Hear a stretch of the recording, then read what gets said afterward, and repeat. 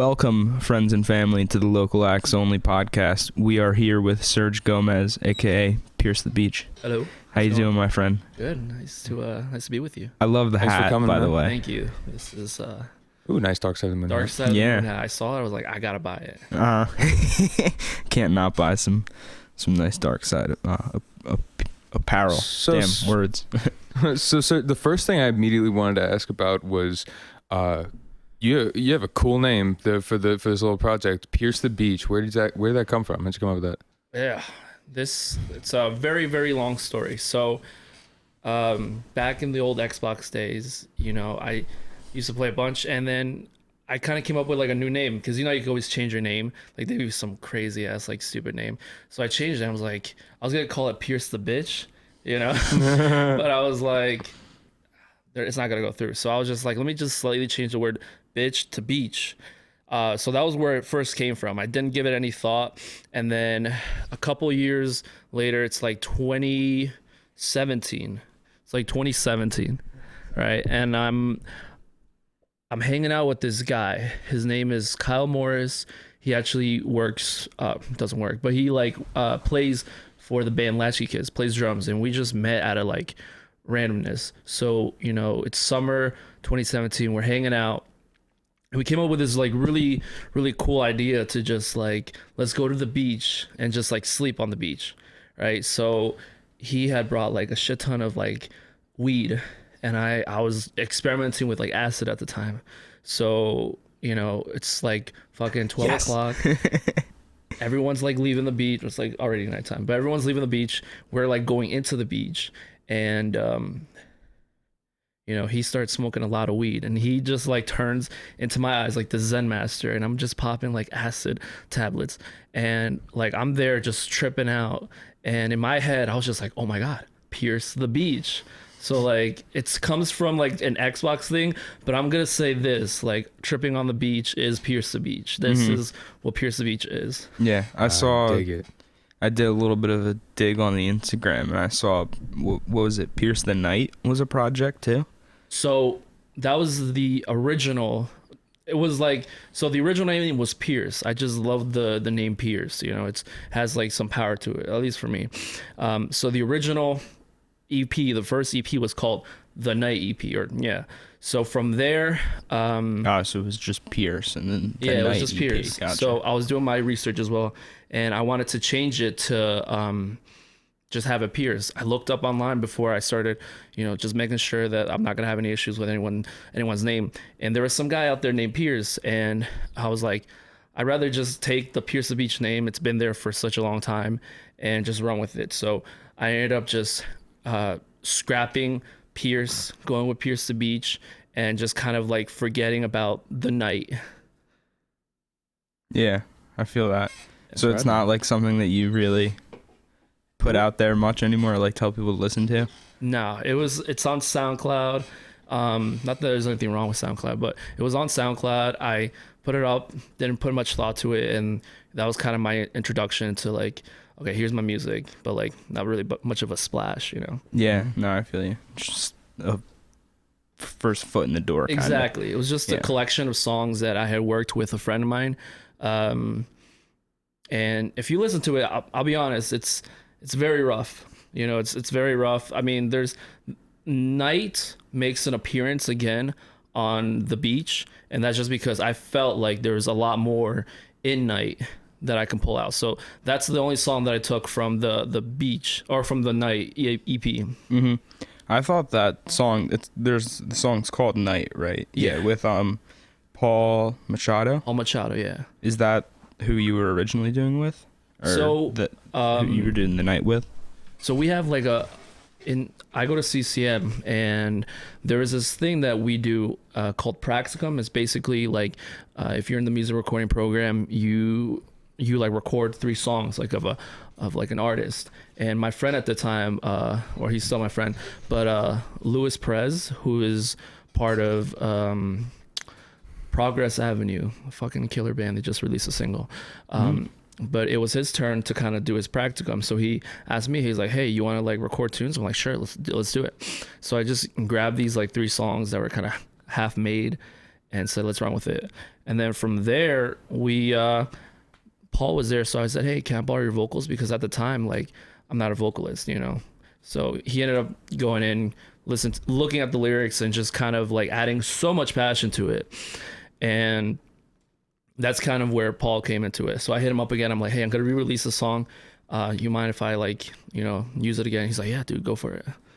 Yeah, I feel like that's definitely like like it's just crazily like epic song, you know? Like it feels like it could be like a like big staple focal point in like a musical or like something like that. Yeah. Did you ever think about doing anything like that? Because that's kind of what the project seems like. Dude, yeah.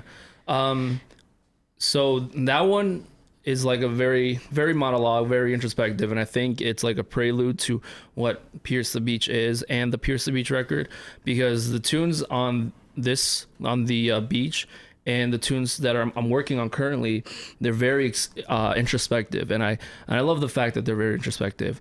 But to go back to the question, yes, I want to do something theatrical, huge, and like fucking grand, you know? Yeah, no, I could definitely see like a big like Broadway kind of thing, like with that kind of sound behind stature. Do you have any experience with theater in any way, or like no experience with theater? I'm just a huge like music theory nerd. So like, you know, just sitting down and writing the not much orchestration there, but just sitting down and working out like the theoretical parts, and I just love that. And you know, I just love a nice like punch in the face when it comes to music. Nice. No experience with it. Do you like? Do you always go or tackle the process of writing with a theoretical mindset, or do you just kind of like let it come out and then with your editing or revision phase, do you get theoretical? I think at first there was I definitely thought about writing music with like a theoretical mindset, and I think it was such a roadblock because you're like, oh my God, can this chord go to that chord? Can I do this? Like, can I do that? And it shouldn't be like that. You shouldn't be like shackled down by like the knowledge that you have of like making something sound different. So after chilling and Pierce and the Beach, what I started to do was I kind of just sat back a little bit and just said, look, I need to just write and not worry about the theoretical part, because I know it. You know, I can theorize things from like the back of my head now, so I shouldn't put so much emphasis on it. You know, I think I should just write, and whatever comes out. And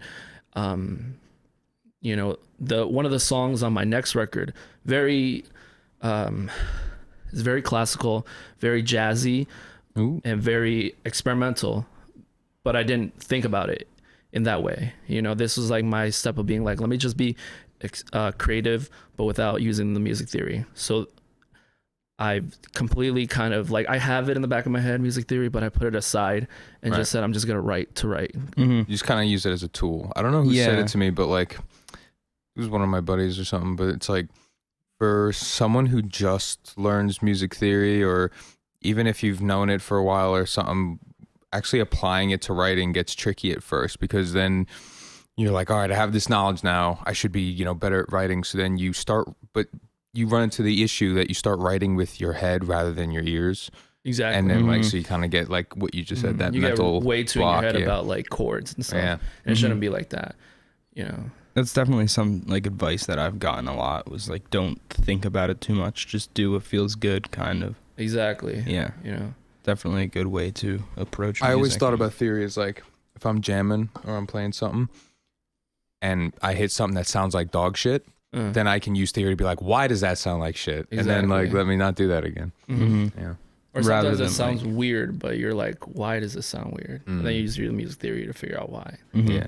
I always loved using music theory more as just more of like a study tool. Like I'm more analytical with theory, like listening to a song and you hear something wild, you're like, oh, how is he doing it? Like, let me try to count that out or something like that. You know what I mean? Rather than actually like using it in writing.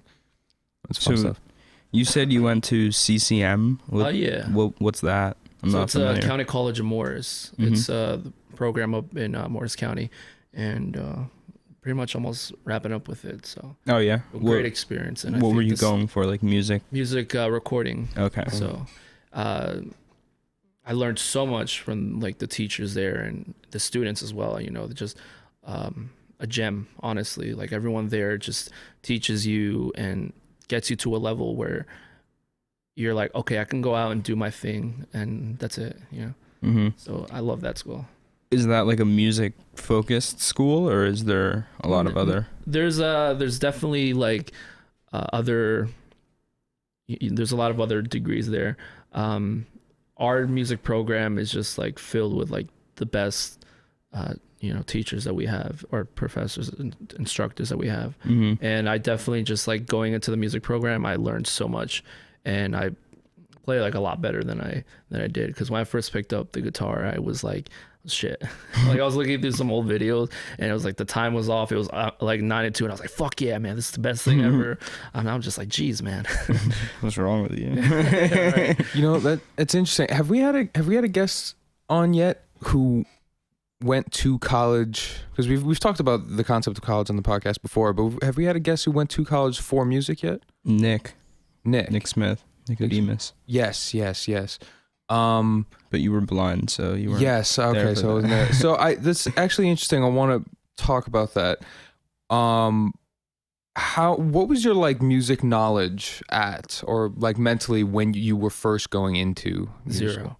Absolutely nothing. Nothing, bro. The only thing I knew was like a couple chords on my guitar, and that was pretty much it. Like I had no experience with music. Like I didn't pick up my guitar really until like junior year of high school, and that was when I was kind of just messing around, you know.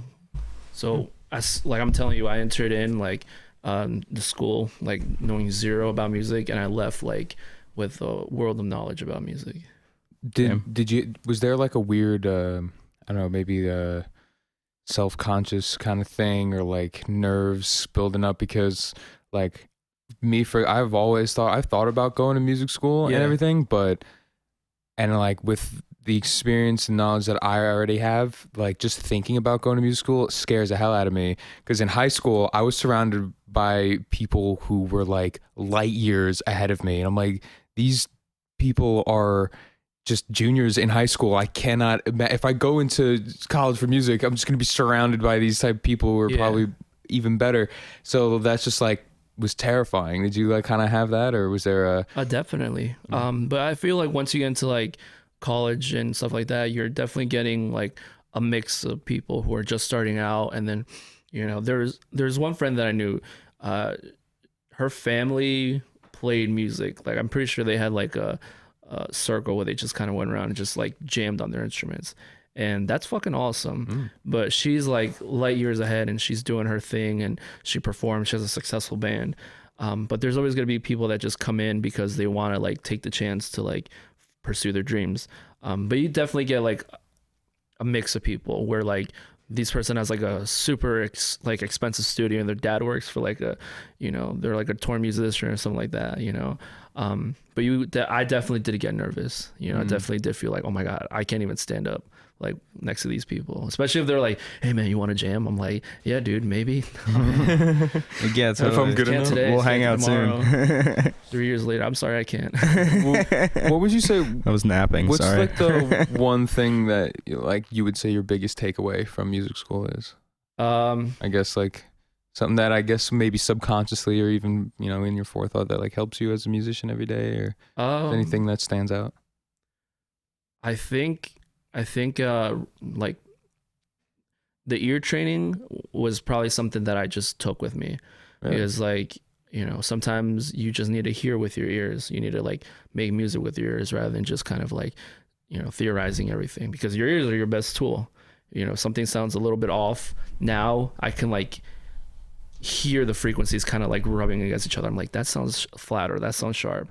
So that's kind of my biggest takeaway from like music theory, just kind of like tuning my ears to like music, you know.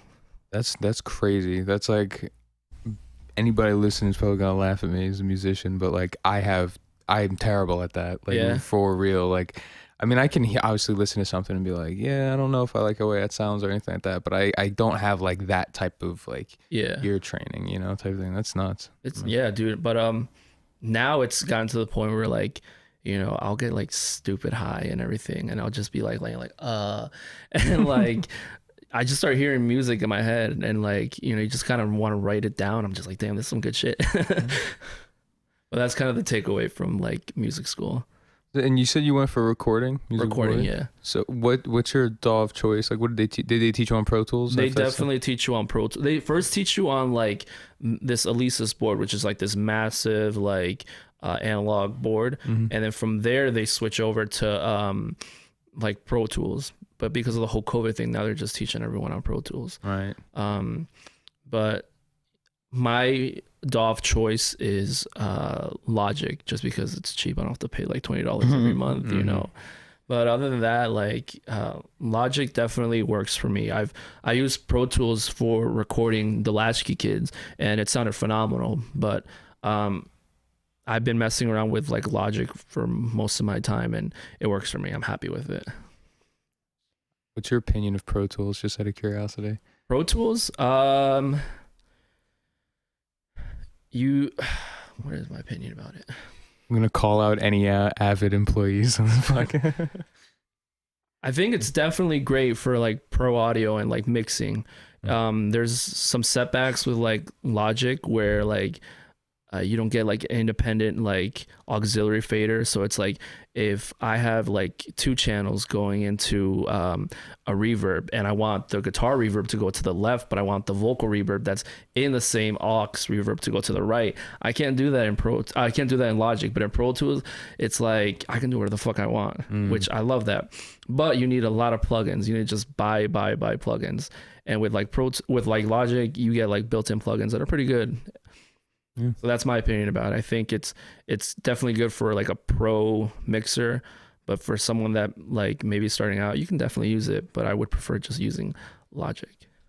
I only ask because I have a couple of like audio engineer buddies and like they all have like weird mixed opinions about Pro Tools. But yeah, what's the opinions?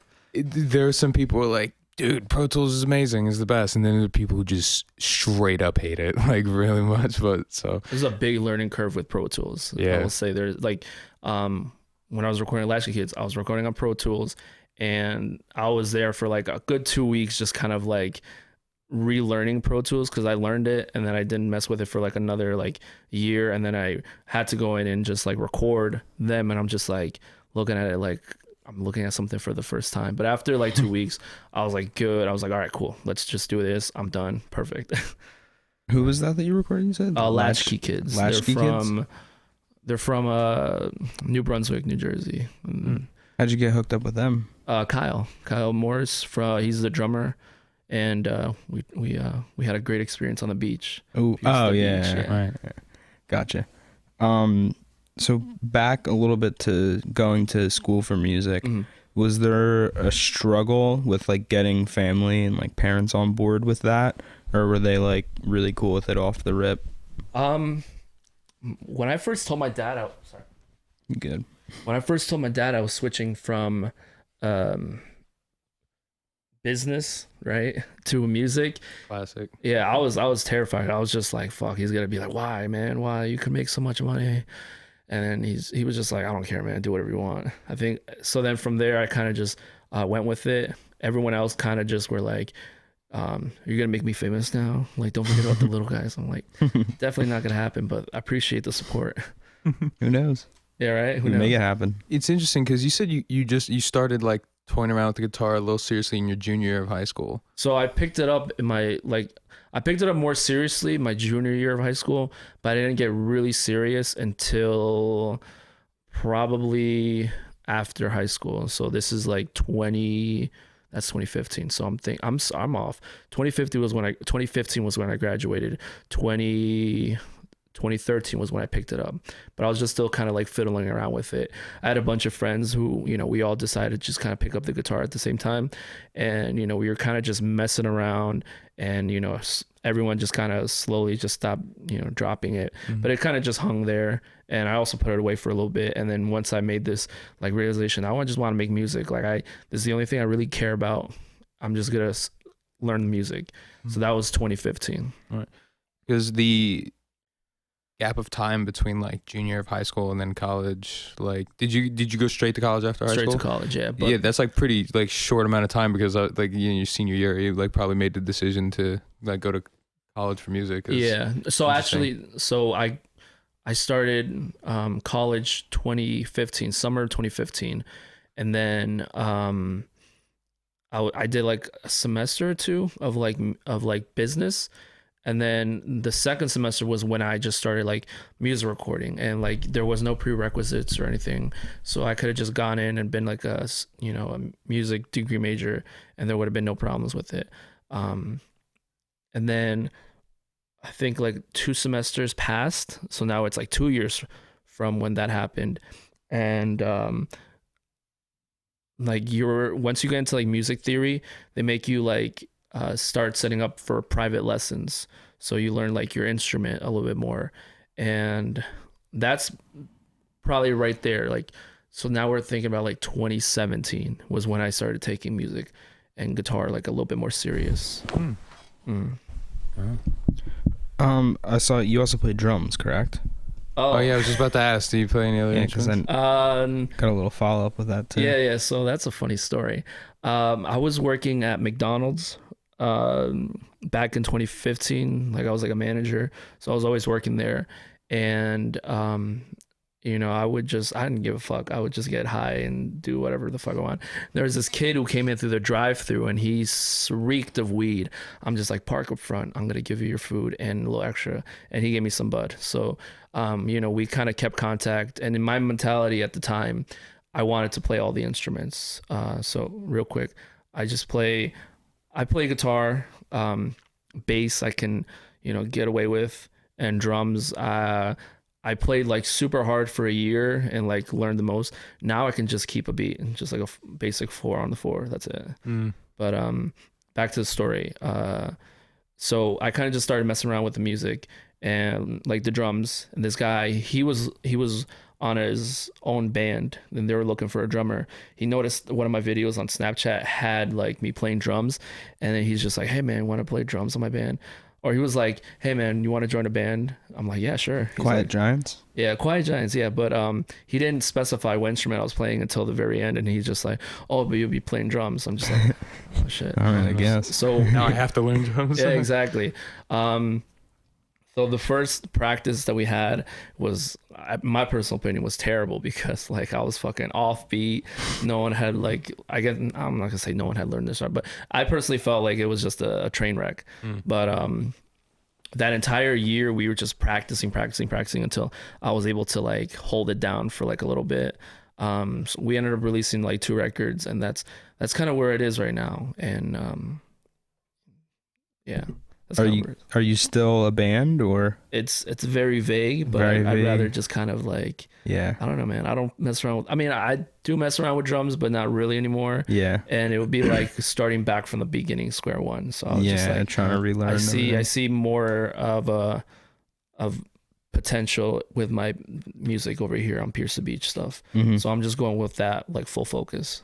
Hell yeah. Yeah. So with Pierce the Beach, if live shows come back anytime soon, would you be doing that with a band, or how would you get away with that, you think? I still have to figure that out, because I think there was 3 directions that I was thinking about doing that. First direction was kind of doing a singer-songwriter version of it, so like acoustic kind of stuff. Yeah, acoustic kind of stuff, which is probably my least favorite choice. Just because if you listen to like the music, like there's some big moments. You'd lose a lot. Yeah, exactly. But I mean, it would also be very intimate and like powerful, especially. There's pros and cons to that. Yeah, exactly. So that was the pros and cons of just like doing a acoustic version of Pierce the Beach. The second option that I had, and we were performing at the Scarlet Pub. With the name of the band's called Dash. They changed it up. I forgot what it is now. But what they did was, it was like a bassist, then a guitarist, and everything else was like a backing track. So, they kept that energy, but what they lacked was I guess the fluidity of it, you know, because then they had everything timed, so you know they can talk for like this much, and then they got to go into the next song. You know, they just hit play and then they're going. So that's the like that would kind of bring up Pierce the Beach to like a level of like not losing the energy, but like now I'm on a schedule on like what I have to like do. Yeah. And then the last one, of course, is like get a band. So I don't know right now. I think I'm just gonna stick with. I definitely want the last choice to be the choice, because I'm telling you right now, if I do live shows, it's gonna be fucking wild. Yeah, it's gonna be insane. I could see it going crazy.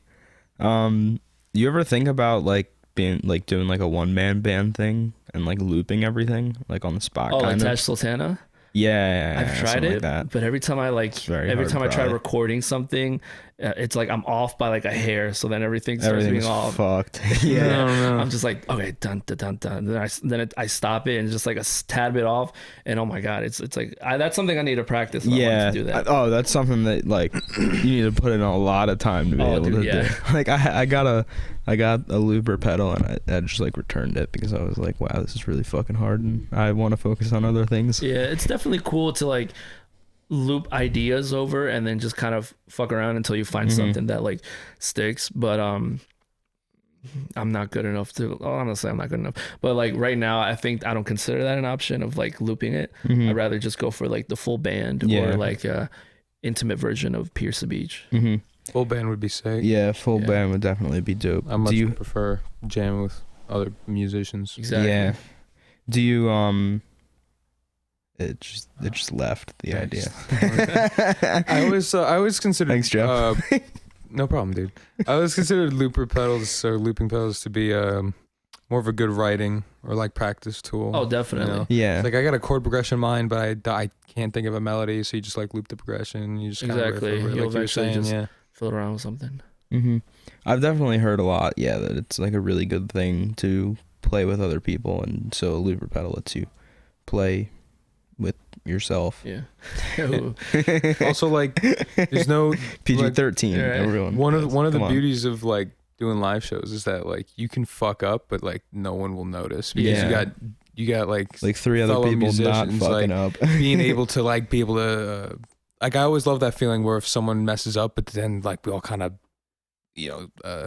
gather it up or like get it together and make it seem like it wasn't. I mean, that's what you literally just did.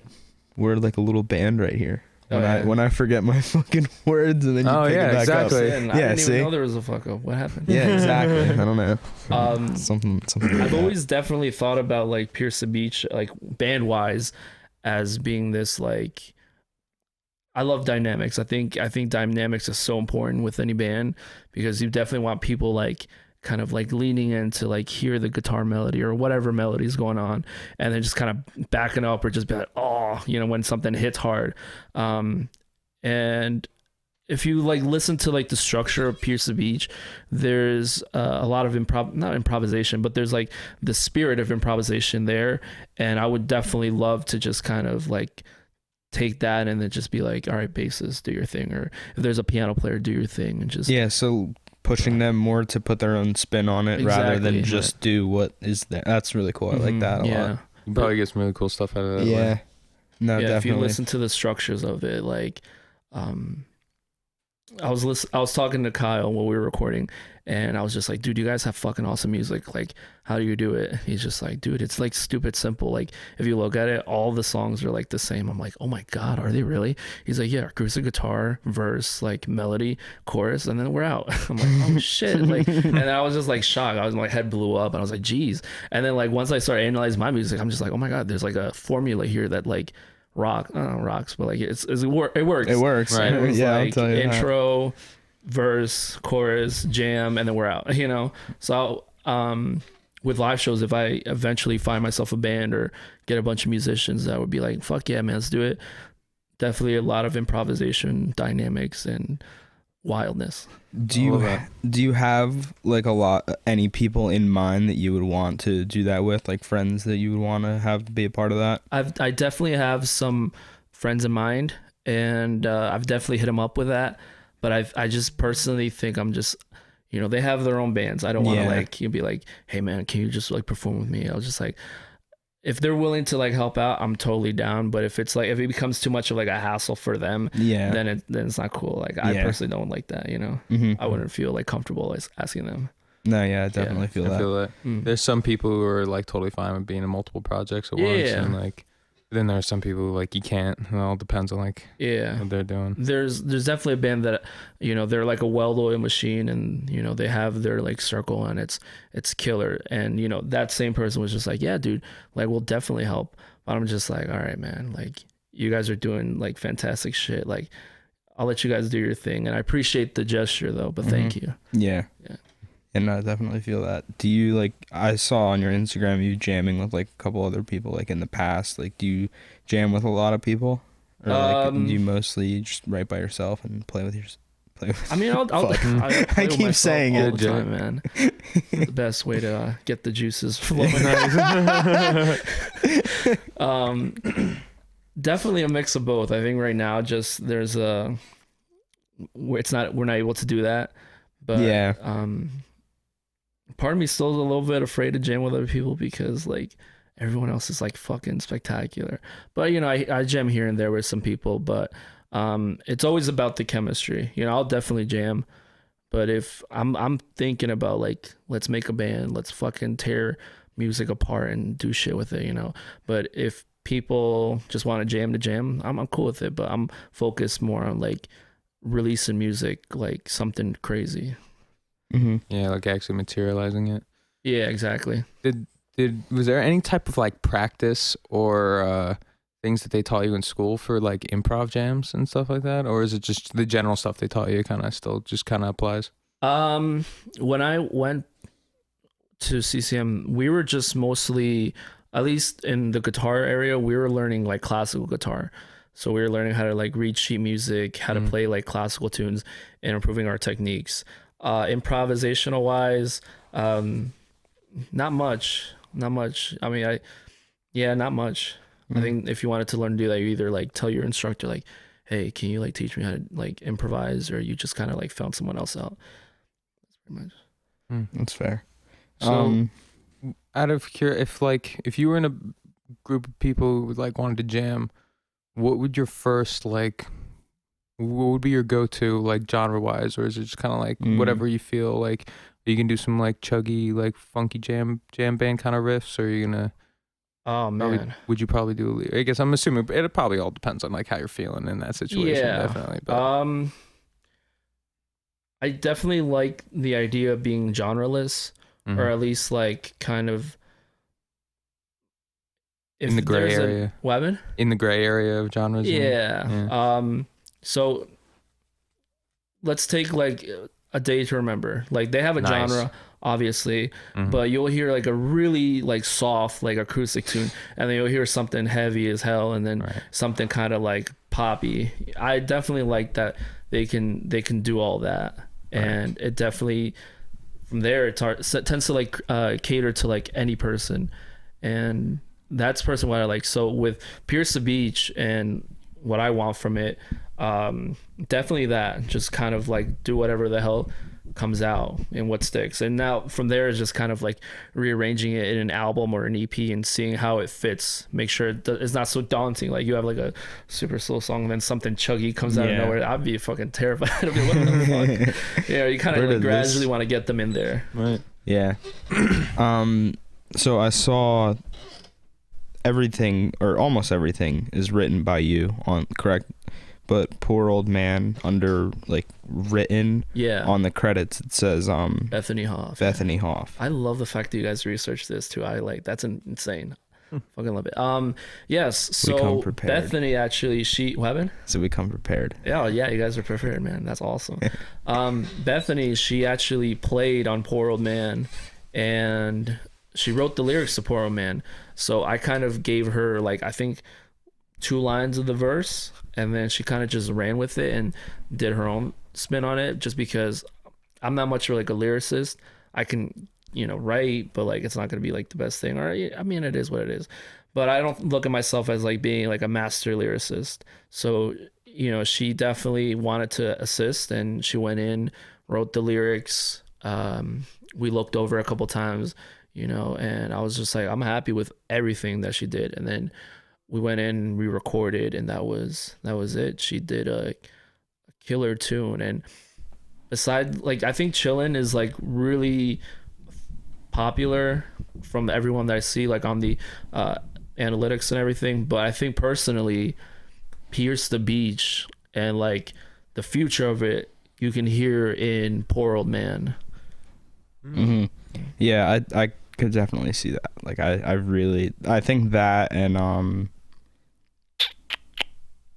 the Night song to me were the ones that like stood out the most kind of, and were like very unique. And I almost like to say to you, I think a cool project or challenge for you would be to like do like a music video of like the whole EP kind of. Yeah. Because I feel like there could be so much in that, dude. You know, like that would be insane. 15-minute like short film, something like that. Oh, dude, yeah, like, that can encompasses the whole little EP. That's dude. dope. Honestly, like, I didn't even think about that. I'm thinking about like the next like record and like actually kind of crazy. Before I came here, I like bought a VHS player just because. Ooh, nice. Yeah, dude. Real quick. So yes, I definitely want to like. I should have done that, man. That's awesome. That's such Sometimes I have good ideas. I mean, a lot of people do that. I mean, not a lot of people, but there are people, musicians and stuff that do that. But it's just like you don't see it too often, and when you do see it, it's hard to do it right or do it well and stuff like that. You listen to rap, but I'm sorry. Wait, you were saying something before. Yes. So real quick, should have done that.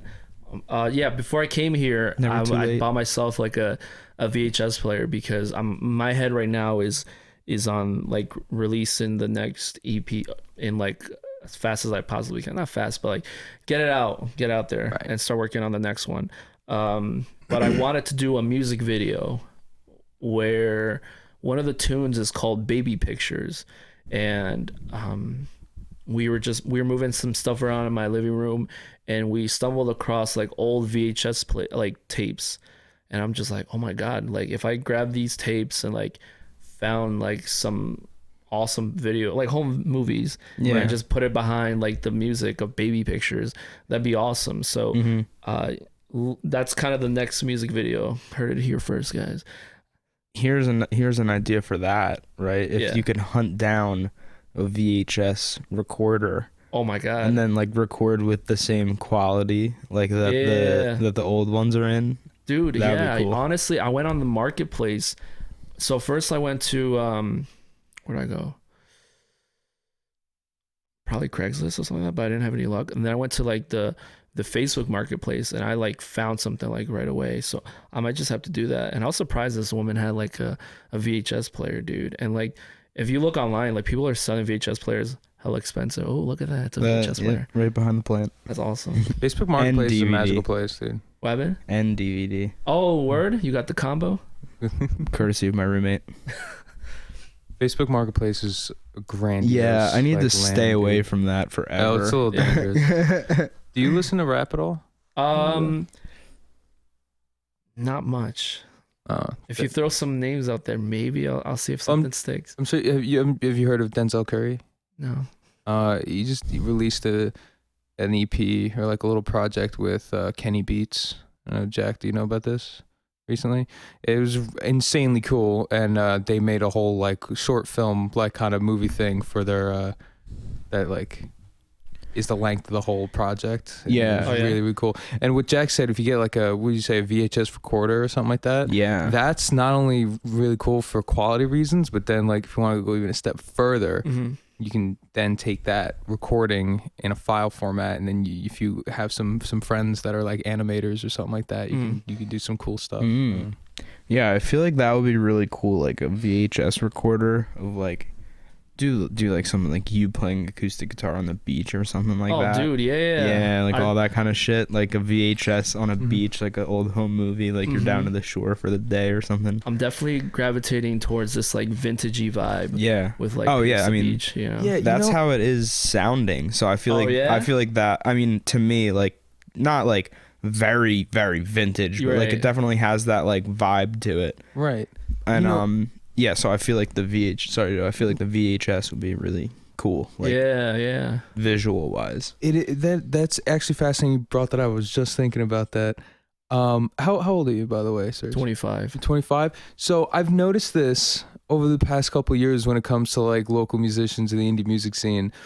Everyone from like, as of right now in 2020, I'd say 19 to like 28 or like 29, 30-ish, we all kind of have this like unanimous love for this cassette punk kind of retro kind of vibe. You know what I'm talking about? Where like 90s type stuff and like vaporwave or like VHS type stuff. And like, why do you think that is? I don't know. I think it really comes down to nostalgia, man. Yeah. I think maybe we all want to like revert back to those days, man. I don't know. That's my personal It's take interesting on it. Because I feel like most of the people young musicians that I come across who like release something and it has that aesthetic or whatever, they're too young to have like experienced that. Like they grew up on like probably with a Wii or a GameCube at the least, like HD quality, something like that. You know what I mean? Like 1080. But you're 25, so you definitely were around that time. So, but I mean, I love that aesthetic. It's a cool aesthetic, man. And it just, I don't know, man. I think that was like the first time, not the first time, but like, it's so cool that like average people like ourselves in the 90s were able to like film these things, and now it just, tape wears over time, and now we have this aesthetic that like everyone has like in their collection. And it's cool. I mean, it just, at the end of the day, I think it's just vintagey, it's cool, and vintage rocks, man. I feel like it's a very, very interesting like passion or draw that I have to it, because it's like when I think back, I almost like wish I was raised back then. Yeah. Like back when it was like you go ride your bike to your friend's house after school and knock on the door to see if they want to hang out, not like hitting someone with the phone. So like if you can put that into your art, I feel like it's really cool, and I definitely really enjoy that when I see it. I remember I saw like Stranger Things and they're just riding on the bikes. I'm like, damn, man, like I wish I was in the 80s, and I'm in like the 90s, like mid 90s, Yeah. So I definitely vibe with that, man. Me and my buddy Rob would always joke about like we needed to be born in like 86 or something like that. Yeah. So that way we'd be like teenagers in the mid 2000s when emo was like popping. Then we'd be a sick band and we'd be famous by now. Like, if I could go back, man, I think maybe like 60s or 70s, because like fucking music was killer back then. I mean, it still is. I'm not saying that's not, but like, some legendary bands, you got the Beatles, Led Zeppelin, all these other like dope ass bands releasing some serious quality music, and just like the revolution behind like audio, like before, like in the 60s or even before, it was just mono. Now you're able to play with like stereo, and geez, man, it's incredible. It was all analog and like vinyl and stuff. Yeah, these people were slicing tapes, dude. I know. They had to get the measurements perfect, or else it'd be like a bust. But those guys were fucking killer, man. Like there's no like CD, there's no cassette tape. But they have cassette tape? No, they didn't have tape. Back in the 60s and 70s, it was all just vinyl. That was like all they released. I think like cassettes came in like 80s or something. Yeah, like right? It's crazy. It's like you put music onto something like, this thing's going to outlive me. Like, you know what I mean? Like those things last for a while. So I'm obsessed with vinyl and stuff. Definitely started a collection of vinyls, man. Right. Oh, did you? Yeah, dude. Started with the Stooges, like the first Stooges record, and then where am I at right now? I bought Imagine by John Lennon, but like the super deluxe one where it has like takes from like the previous ones or the stuff that they didn't use. It was awesome. That was awesome. Dude, that's dope. Yeah, talk to Joe about records. Yeah, dude, I'm a big vinyl head. I got like, I think that's an understatement. An understatement? No, dude, big vinyl head might be understatement. No, bro, my collection's way too small for that. But I think I got like almost maybe about 100 records in my collection. That's or something. Awesome, dude. The last thing I bought was Czarface meets Metal Face. It was the Czarface MF Doom collab. That was the last thing I bought. That's awesome. R.I.P. I love that. Yeah. So when, like you say, if you can go back, you would choose like 60s, 70s era. Would you say most of your influences or like favorite bands come from that area? Like a little bit actually. Now that I really think about it, I think the stuff that the Beatles did when they started experimenting is definitely like hands down one of my favorites. What else do I like? King Crimson. Ooh, fucking yeah, those King guys. Crimson, Yeah, nice. those guys are just progressive as fuck, man. So I think over there they were just really trying to push stuff a little bit. And I'm not saying that like music nowadays isn't trying to push, because there's definitely, incredible minds out there. But I think like looking back at it, like I would want to be placed in this era where they're just like doing wild stuff. Yeah, everything was like new and stuff, kind of in a way. Jag, I'm calling you out, bro. I saw you scribble that down. Have you never heard of King Crimson? No. Oh, you definitely. You've heard like their song. Yeah, you've heard their songs or something, and you just didn't. Definitely. Kanye West did he used the sample for 21st century. Schizoid. I barely listen to Kanye. Oh, okay. But I guarantee you still heard it. Yeah. King Crimson's everywhere. Probably. Yeah, I mean, like, one of the things about modern day music is that, and I usually always say it, that it's impossible for us as musicians to strive for originality anymore. Mm-hmm. Originality doesn't exist anymore. Right. You can't be original. You just have to be unique. Right. Now. But like back in the day, when all that stuff, like in the 60s and 70s, it was still new. Like there was still stuff that like, you can do that would blow people away. I mean, I don't know. It kind of seems like a very surface level example. It's the first thing that comes to mind. But like, the scene Back to the Future when, he plays Johnny Be Good. For the first day, he's like, you guys aren't ready for this. Yeah, exactly. And everyone's like, what is that? Like, he just blew everyone away. Like, granted, he didn't get like, a roaring crowd or anything, but still, it's like crazy to think about that. It's like, you're not ready for it yet, dude. Yeah, actually, that brings up an I want to see what you think about this. I think my brother and I were bringing up this hypothetical. I think it probably came up from Back to the Future because like, oh no, you know what it was? You're as a Beatles fan. You hear that movie that came out not too long ago, Yesterday? Oh yeah, I never watched it. Right, but you know it's about. I know, yeah, where it's like if they didn't exist. Right, and like the dude woke up one day and like the Beatles don't exist, but he like knows how to play all their songs. The tunes and everything. Yeah. That me personally, I don't know, get your opinion, but I don't think that would work at all. Yeah. Like I think if I woke up tomorrow and the Chili Peppers didn't exist and I just kind of like said like, all right, I'm going to start like just kind of making their records and releasing them and stuff. Yeah. That won't work. I don't know. You think so? I don't think that'll work. Why is that? The right place at the right time.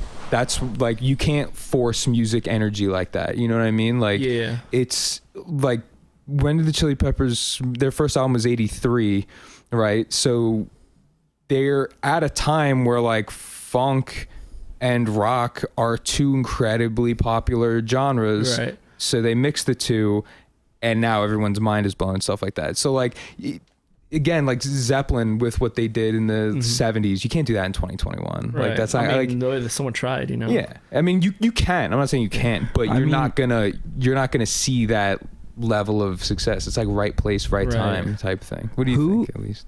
Sorry, I'm capturing this.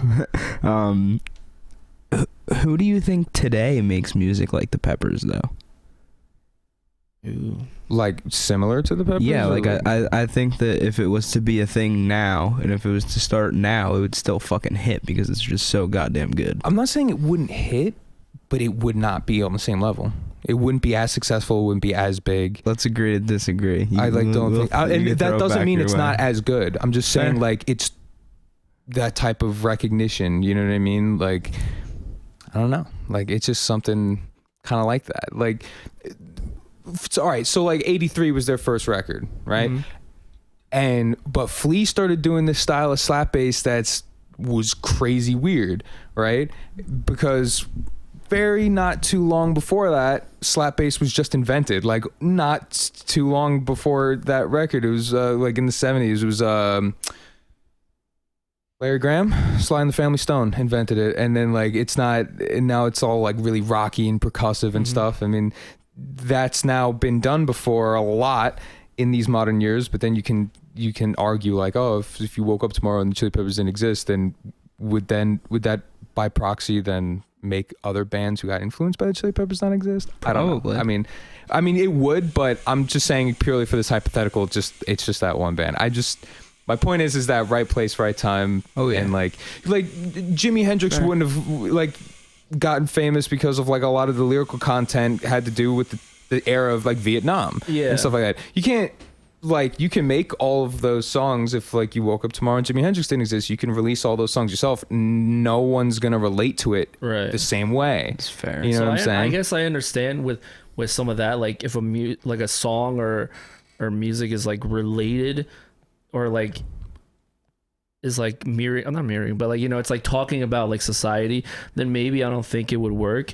And I think it can and can't work because I agree with right place, right time. You're talking about slap and bass didn't exist or it existed, but like it wasn't done until like in a rock sense until like he did it, you know? I think oh man, I like this hypothetical, but I think there's a lot more factors. There's a lot more factors into it. And like right now, if the Beatles didn't exist, I think the person still has to like put it out there, you know. They still have to play, which will not really possible. But they also were pushing like the boundaries of music. So like if the Beatles didn't do it, then someone has to have done it, or else there's like a big time span from like the 60s to now. And if we didn't evolve then like I don't know, someone's eventually gonna do it. Someone's eventually gonna do it. So if like lyrically wise, maybe, you know, people do release stuff out there that just kind of hits and like people can resonate with it, but I think I'm gonna have to go with like a mix of both. There may be some tunes that like can get you to that moment where you're like, all right, Beatles don't exist, let me fucking release their music. But I think some of them may not work. I feel like context, like you can really, like if any band didn't exist but you take like one of their love songs, that could get popular because love's relatable no matter what type thing, you know what I mean? I think that the Beatles though, if it was to happen today, I don't think it would work because I think that that's what I'm saying. A lot of their music is, you could see it as kind of cliche almost. I think in the world that we live in today, people are very desensitized to that kind of stuff, and those kind of like sayings and things like that because they've been hearing them all their lives, and they're like, oh, like either it resonates or people like roll their eyes in the back of the head and they go turn the shit off. No, I agree with that. Like Hold Your Hand, like when I first listened to that song, I was like, geez, this is corny as fuck. I wanna hold your hand. I'm like, geez, man, I'm all right. Leave me alone. Right. But like when it first came out, like it was just like revolutionary. People lost their mind. Yeah, exactly. Like, switch the word. It's like, I wanna text you. I don't know. Something like that. I wanna hit your DMs. You know, I don't know. But yeah, there was like maybe revolutionary back then. Yeah. Think about. But then you can do that, like that same hypothetical, like with a band like Rage Against the Machine. And then do you do it now? It'll probably be very popular. Might be fucking bigger. It's the same amount of, you know, political and social discourse. You definitely hear bands that people say the band was ahead of their time. I feel like those bands that maybe were ahead of their time could definitely work in like, maybe not now, but like a little bit later in relationship to when they released it. You know? What kind of bands would you say are ahead of their time? Do you have any on the top of your head? Top of my head? Not much, man. I feel like something like Pink Floyd was very very ahead of their time. Yeah. What do you think? I don't know. Okay, I got mixed feelings about Pink think Floyd. about the music that they made, and then think about what they would have made if they had the tools that we have today. As far as like production-wise, synths, all that crazy shit, that crazy ass sounds. What's your opinion? They kind of had the same stuff back then, low key. Like it's just not as advanced, but they had and also like not the tools. It's like the person making it. So I feel like if Pink Floyd didn't make like Dark Side of the Moon back then, and they did it today, it'd probably be very similar, kinda. Yeah, maybe. I mean, maybe even not, because I mean, I feel like it being ahead of its time was probably the thing that made it so good. But that depends. What is your definition of like ahead of its time? I guess fair. it's like because that could fit into a lot of things, right? Yeah. You know? I would say like doing things that like maybe someone else hasn't done before, but then you can just get into like, okay, what hasn't anyone done? Like I don't really know what anyone hasn't done. Yeah, because it hasn't been done. Exactly. It's like a little paradox. Yeah, exactly. I mean, I've just heard people kind of say that, and definitely Pink Floyd was one of like the names, and even like King Crimson. People will say King Crimson was ahead of their time in maybe relationship to like the progression or like the music that they're making. You know, like this is like 70s we're talking about, and you know, people are making like killer rock tunes, but there's this band just being a little bit more jazzier than other people, or being a little bit more heavier, you know, like what is it, Helter Skelter from like the Beatles. They considered it ahead of its time because it was like a little bit heavier. So it's just, I guess, a song or a band that just kind of pushes the envelope ever so slightly forward, but you don't really know that until like, I guess, a couple of years pass, and then you're just like, the perspective of looking back at it, you say, okay, this person, this band, whatever, is a bit ahead of its time because they're doing something that other people weren't doing, just like Hendrix was doing stuff that other people weren't doing, you know? And kind of like if the product's aged like a fine wine. Exactly, like the product's aged. Would you consider your music ahead of its time? Because I feel like it's definitely different and pushing the envelope, kind of. That's real. I'm gonna just be humble and say I'm not sure. If people want to like say that it's ahead of its time, I appreciate it. But what I'm trying to do with Pierce the Beach is just be different, and just I'm an obscure dude. I'll just be honest. Like, I'm very weird. I'm very introspective with my stuff, and I think I'm gonna use the fact that I am introspective, weird, and social but antisocial to kind of like push my music. Have you always identified as those things, or was that something that you came into as you became a musician? I think that's I think it's always lingered in my life, and it was just eventually a matter of like accepting it and just being like, all right, like, what do I have? What can I provide? What's something I can do, you know? You were talking about psychedelics earlier. Yes. That's where the Pierce the Beach came from. Yes. Was that a big influence on that introspective personality? I mean, definitely. I know the answer to that, but yes, I just want to talk about it. It's a solid, Jack loves this topic. It's my favorite. Psychedelics, man. Yes, Pierce the Beach, I think, stems from a lot of psychedelic, just because I'm one of those persons, like, if I get like high, like, I wouldn't say don't talk to me, but I'm gonna just like sink in here and just kind of like not fall asleep, but just kind of imagine a world. Yeah, fall into your own mind. Exactly, fall into my mind. Oh my God. And I just gotta chill.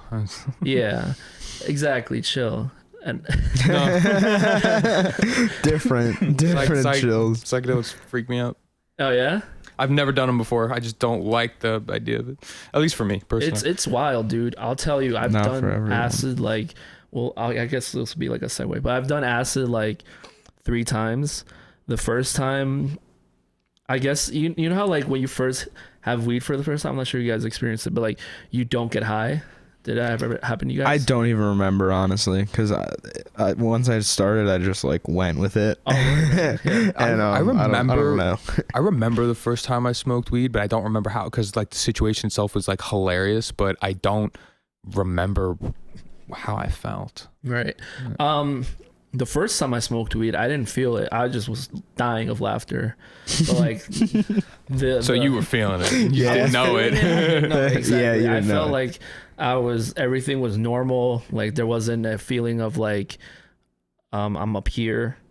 But I was just laughing because I was just thinking of some dumb shit, you know? I remember like the second or third time I smoked weed, I just sat in my friend's basement and was like staring at my hands for like 10 minutes. Yeah, dude. And I was like, what the fuck are these? Like, they look so weird. I'm like, they've never looked like this before. Kind of weird you smoking, dude. I don't know, man. I'm like, they can do that. How does that happen? But psychedelic wise, the first time I didn't feel anything. The second time was when I went to the beach with my best friend, and then the third time was probably like the wildest one because I ended up taking 2 tabs that time, and I'm telling you, like, it's always nice doubling up. Yeah, it was just like, you know what, these things ain't shit. Let me just pop 2 real quick. They were Wait shit. till you do 4. Oh God, good Lord. What happened? No, I'm kidding. I don't do that. 4? Oh man, I don't know, man, because that time I took like 2, I felt like I always tell people this and they kind of give me weird looks, but like I felt I was closer to reality, but like not really. It's weird because like when you do it, like there's a different feeling, you know, because you're high. But I felt like I was a bit closer to reality. I felt like I was relearning things for the first time again, and it felt great because I think as humans we all kind of learn things that may have not been good in some sense, you know. So it was nice to kind of like look at my traits that maybe I wasn't happy with and kind of just sit there and relearn them from like a different perspective, because now I'm not in control, but I'm kind of in control. So the last time I took it, dude, I felt my like base chakra just kind of like lighting up, and it like shot me straight to the moon. It was this weird feeling, right? This feeling felt like music about to hit like the climax, I guess, but then it didn't. It was so weird. Oh man. Think about like you're going like this. You're going up, up, up. Here it comes. You're falling down. No, you're going up. I was just like, oh my God, dude, when's this shit gonna end? And then I ended up like talking to like a Zen lion, and I think that's like my spirit animal. Like I think a Zen lion's like my spirit animal. After like I heard this Zen lion, I'm like, nope, not doing acid for a long time now. I'm gonna put that stuff away, and I'm just gonna take what I learned. Lock it in the safe and what? Lock it in the safe. Lock it in the safe. You know, break in case of emergency. I guess. Yeah, I just thought of like a cool analogy for it. It's almost like, so in conjunction with what you said earlier about how you like unlearn things, kind of. Yeah. It's almost like you are a blank canvas when you're born, right? And then you get all this like cool paint, and then eventually you get some paint that's like not that cool on your canvas. Something too much, or you like fuck up, and there's like little strokes that don't look right. Yeah. I feel like acid kind of erases the ugly strokes and like puts back the part of the canvas that was there originally, and gives you the tools to either make nice strokes there, or you fall into your old habits and you repaint those ugly strokes. Right. But I mean, when I was kind of gives you the tools to change. I definitely felt like I was like I had a different perspective. Like, okay, let's say like if I see someone from like a past life, and I'm, you know, I personally, like, I have like a lot of anxiety. I'll be like, I don't know if I want to say hi to them just because it's been so long, and I have a hard time like talking to people and everything. And that comes off like a douchebag from like their side. It's like, why isn't this fucking guy saying hi to me? But anyways, I think when I took acid, I was able to like look at the perspective of both people from like a different place, and just be like, why can't I say hi to them? I don't know. I was able to like criticize myself in a good way, and then just kind of be like, remove the ego that's there, and just kind of like talk to the person, myself, and be like, why can't you do stuff like whatever like that? Why do you hold yourself back? Is I guess it is. You know, because I think everyone holds themselves back in some sense. You know, there's nothing wrong with it and everything, but I hate the feeling of holding myself back. So when I took it, you know, I was able to like talk to myself and fix things that like maybe I wasn't happy with, or maybe I feel like I was holding myself back with. That's the psychedelic talk. That is incredible. That is that. Let it be known, Local Acts Only and its associates do not advocate the use of illegal narcotics in any way. It's locked away in a safe. But, yeah. Don't do illegal things. But if you can go somewhere where it's legal and do it, then all by all means. As someone who, so like I will never ever touch a hallucinogen in my life. I know for a fact. I know my brain. I know how I am. Yeah. I'm not gonna do well. But I know a lot of people who have, and I know a lot of people who like not consistently do it, but have done it. As someone who like has never done it, I guess what originally would like drew you to it? Like why? Like I guess like what was that first? Why was it? Because like I feel like it's different from like weed, because weed it's like like you always like not just from school but from like everything else you hear your friend whatever, it's just like you smoke this and you just get a little giddy, you know, it's getting high, it's whatever, I could try it, it's whatever. But like acid, you know it's like 12 hours of like reality not being reality. Exactly. Or it's like, so like it's a weird 24 too. Dude, the 24 hours, like after the 12 hour, oh my god, afterwards, dude, it's awesome. I mean, it is. I felt the best so come zen. down. I felt so at peace with like everything, and I was just like, chilling. Like someone would come by me and tell me like, I don't mean God forbid, but someone tells me like a bad news, I'm just like, it's all right, man. We're just all floating on an earth, or we're all floating on a rock in space and earth, and it's not gonna. I don't know, whatever. But like, you're nothing matters, but everything matters. Nothing matters, but at the same time, everything matters. Yeah. You know. What was your question? Yeah, to answer, say, what made you like do it for the first time? Because like some people that I know who have done it are like told me that sometimes if you know.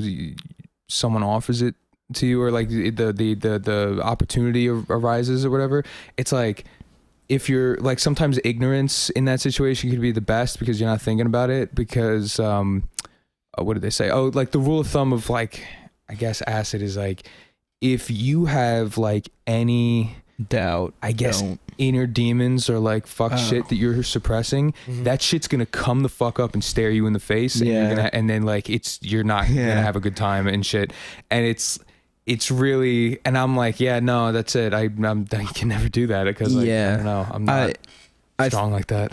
I think for me and for most people, I don't know if it's gonna be the same for you, right? But it's just stems from like an open-mindedness, right, and desire to venture within yourself, and learn more about yourself and deal with those demons, you know. It's where you go to face them. That's don't look in the mirror too long. What it is, I mean, I researched like a ton. I probably did like a good like 6 months to like a year of research before I ever like made the idea like I'm gonna take acid. But I was like, I'm not gonna like hit up everyone and be like, who got acid. I was like, if the universe wants me to go and take acid, I'll wait till the universe like gives me the opportunity to take acid, and then I'll go with it. So after I did my research, the benefits, in my personal opinion, weighed out the cons. And I know the cons, like you have to face your demons and everything. I mean, like, fuck it, man. Let's fucking go. I'm about to pock you, motherfucker. Anyways, yes. The cons are more than that, though, that's a right? great like that's mindset. That's kind of like one of the like pros almost. Like the cons, like you could fuck your brain up. You know, like have a schizophrenic break. Like that's the con, really. I mean, But so for example, why would you risk that? I think I was like, I saw the schizophrenia, and I was just like, I was a little bit scared, but I said, okay, if I just take like a small amount of a small tab, I think I'll be. I think I had a belief that I think I was gonna be all right, and I trusted the people that like gave me the stuff, that they wouldn't give me some shitty stuff, because it's like, and I think I tested my stuff too, so I knew I was getting stuff that like I wasn't gonna trigger me or like cause me to like fucking be brain dead or something. It's very connected to when you have a predisposition to those mental like illnesses and stuff like that, and like if you have like family history or shit like that. And then like now I'm your research, fuckers. I'm not like judging, or I gotta judge. Like I said, I got friends who like do this stuff, so I'm not judging anybody if they do acid and stuff. But like, I also really admire your like mindset of like, yeah, fuck it, let's face my demons and like duke it out. It's tough, man. Sometimes you'll like meet someone that maybe you're not ready, but Yeah, but it's one of those things like, and Jack, you said like that could be like a pro, and then like the con is that like messing your brain up and like risking having like schizophrenia for your life and whatnot. But like, why risk such like a really huge issue like melting your brain and having such a very detrimental like mental ailment for the rest of your life, when you can achieve like facing your inner demons by just taking the time in your life to work on yourself and do some like inner work and stuff. Like, I don't know, like it just, and like and like I said, like I don't mean for that to sound condescending or anything. No. Like, I'm not like a square or nothing. Like I said, I don't judge people for doing it. I'm just curious. I feel like it's kind of overhyped in that aspect. Like, I don't think that stuff happens a lot because most people are ready for it or careful or know that they don't have a predisposition to like family history of like schizophrenia and like stuff like that. I think it's also like, yes, you can do that, but I think from the amount of times I've done any psychedelics, progressed from that mentally and like in like emotional maturity and everything like that, the amount that it would have taken me 10 to 20 years to do on my own. Definitely. Yeah, I agree with that. Yeah, like I'm very, I mean, granted, I'm not perfect, right? Like I slip and I fall back into habits and I let emotions get the best of me sometimes. Maybe I'm just a pussy. No, you're not. No, I will say it's definitely something that you have to like prepare yourself. Everyone lets you know about the disclaimer before taking it, and I had some guy one time tell me like, hey, like, should I take acid? I said, look, man, do you think have you should to figure out first? Don't tell me, because I will tell you, like, you figure out if you think it's right. I'm not gonna tell you it's right. Yeah, that's what I say to people when they like come to ask me about it. Yeah. And like, or like someone like asked me to do it with them, and I'm like, maybe if the situation arises, but we're not gonna like make this happen. Yeah, like, that's not how it works. Right. But yeah, I feel like what I say to most people is like, well, do you think you're ready? Are you scared? Like, does it scare you? Like, if it scares you, then probably don't do it. Like, if you don't think you're mentally ready or like in a good place, like the key terms really like set and setting, you know, like and that goes beyond just where you're doing it and when you're doing it and who's going to be around. Yeah. It goes into like your mental setting, like what your brain is like 9 to 5. Like, if you're viciously depressed, you probably shouldn't, all that. Be safe. I have like shrooms and I've been sitting on it for like the longest time, but because of what he said, I personally don't feel ready for it, Yeah. So I personally feel I'm just gonna wait until the moment's right before I feel like I'm ready for that. And that's what it is, the disclaimer. I got you. Yeah. Yeah. I don't know. I just find it interesting. I'm good on that. I don't think definitely not for me. But so I wanna fucking square. Yeah, man. I'm kidding. I mean, with the Pierce the Beach music, I think I first wanted it to be a little psychedelic. I personally think it's like a tad bit psychedelic, but not really. What? I forgot to write it. I love psychedelic music. Yeah, I forgot to write it down. Yeah. What's your Instagram bio says it. What's the exact, like, you say like Pierce the Beach is influenced by. Oh yeah. So I gotta pull it. I don't even know what the hell it says. Yeah, I forgot. Let's see what it says. It says hypnotic and introspective melodies. Pierce the Beach is inspired by classical, folk, psychedelic, surf, funk, and jazz. Nice. So the classical aspect comes from the fact that like I've been trained in classical guitar for I guess the majority of time that I've been in school for, and even like outside of school.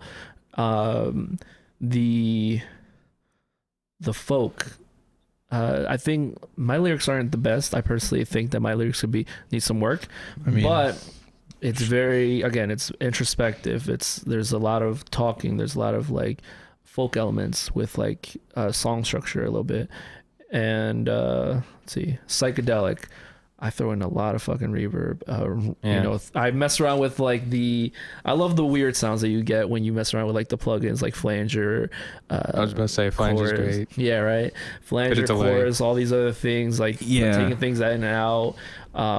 It almost adds it adds another layer to it, but I feel like playing with reverb sometimes for me, like sometimes it almost like adds another instrument kind of. Oh, dude, yeah. You know, no, like definitely. that like ambient kind of like sound. Exactly. It's so cool. If you find like what a you great can do. room, or like if you find like whatever reverb, whether it's like a spring, a gate, or whatever, and then you set it far apart and you just like tweak around how wet or how much diffusion or pre-delay comes in, like, you know, you're getting something that sounds pretty awesome. I always throw just like really little tiniest little touch of reverb on all vocals. Right. Yeah. It's always good.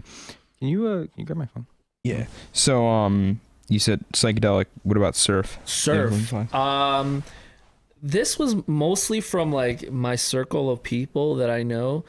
Every time I usually show like my girlfriend, I show my cousin, I show any type of like musical friends, like the stuff that doesn't get released yet, like while it's still in the works, and they always like hint. They're like, "Yo, this sounds surf." I'm like, "Surf?"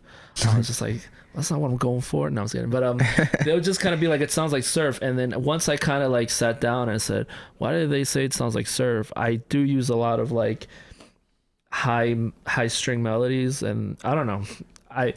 It definitely has the reverb, I think, is what gives it the surf vibe. The Stratocaster is what gives it a surf vibe. Yeah, definitely. And I think in Chillin', like the small little solo that I have, definitely hints at surf. I personally, my personal opinion is I wouldn't say it sounds like surf. Yeah, I wouldn't have said that if you asked me. Not at all. Not at all. Yeah, no, I feel like there's like if someone said like, "Oh, this kind of sounds like surf," I'd be like, yeah, maybe. I guess, yeah, man, sure. I mean, yeah, but like, I just threw it there just because like out of everyone that like I've been showing it to, they're like, it sounds like surf. And once I put together my like bio, when I was releasing all the music, they were just like, it definitely sounds like surf. I'm like, are you serious? I'm like, all right, whatever. I'll just throw it on there just to kind of like show that it's a broad spectrum that I play in. Mm-hmm. And then we got funk next, and then last jazz. Yes, funk. Oh, dude. When I first started playing guitar, I always like, you know, would scat, you know. Yeah, the chug is the chug, exactly. The chug is fun, bro. It's so fun. And then I would always do it. Like that's just kind of my go-to thing, just like chugging and, you know, scatting on the guitar, and it's just fun getting in with like the harmonies and the rhythm, the guitar.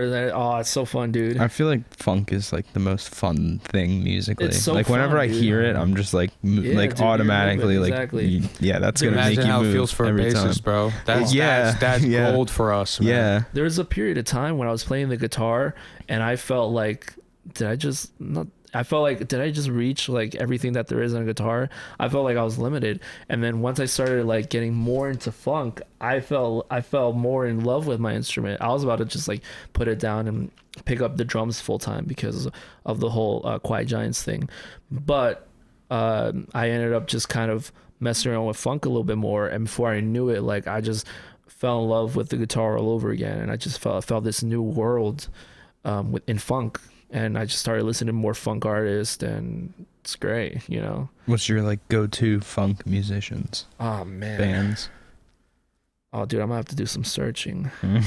Fair. Jamiroquai. Who's my go-to? I mean, some people would argue Pigeons playing ping pong isn't really funk, but I consider they're funk. I think they're a little bit funk. I need to listen to it more to put a statement on that. Spafford. Who's funk? When I think of funk, I think about that like older shit. I mean, Bootsy. Yeah, like Bootsy and stuff like that. Okay, so in 2019, I set myself a goal to like listen to 100 albums in a year, and that was probably the hardest thing I ever did. And I had not listened to Stevie Wonder until 2019. Oh my god! I know. I was living. I don't think I've ever. Bro, just listened to Stevie I was living Wonder. in a rock. I'm telling you, I was living in a rock. I think I caused Joe physical pain with some of the artists that I haven't listened to. What you just said about like funk music, that was me with jazz. Like Really? I was in like a rut with being a bassist, and then Right. I started diving into jazz, and I was like, oh wow, I'm scratching the surface, man. Oh, dude, yeah, exactly. No There's question. this like one you find like a genre, an artist, or something, and then it just kind of like brings you back to like why I love this instrument. Mm-hmm. But for me, it was funk. I listened to Stevie Wonder, probably like his whole classical like era music, and it was like the most eye-opening and greatest experience of my life because this guy was making. Maybe he was ahead of his time. We can throw him under ahead of his time. Oh yes, yes, because sir. That guy just rocked hard as hell, man. And you know, you play some of the tunes on like the guitar. I mean, he plays on the piano, but you can play it on the guitar, and it's just as fun. You like get down with it, man. But yeah, that guy, funk. So last but not least, Yeah. Jazz. So I think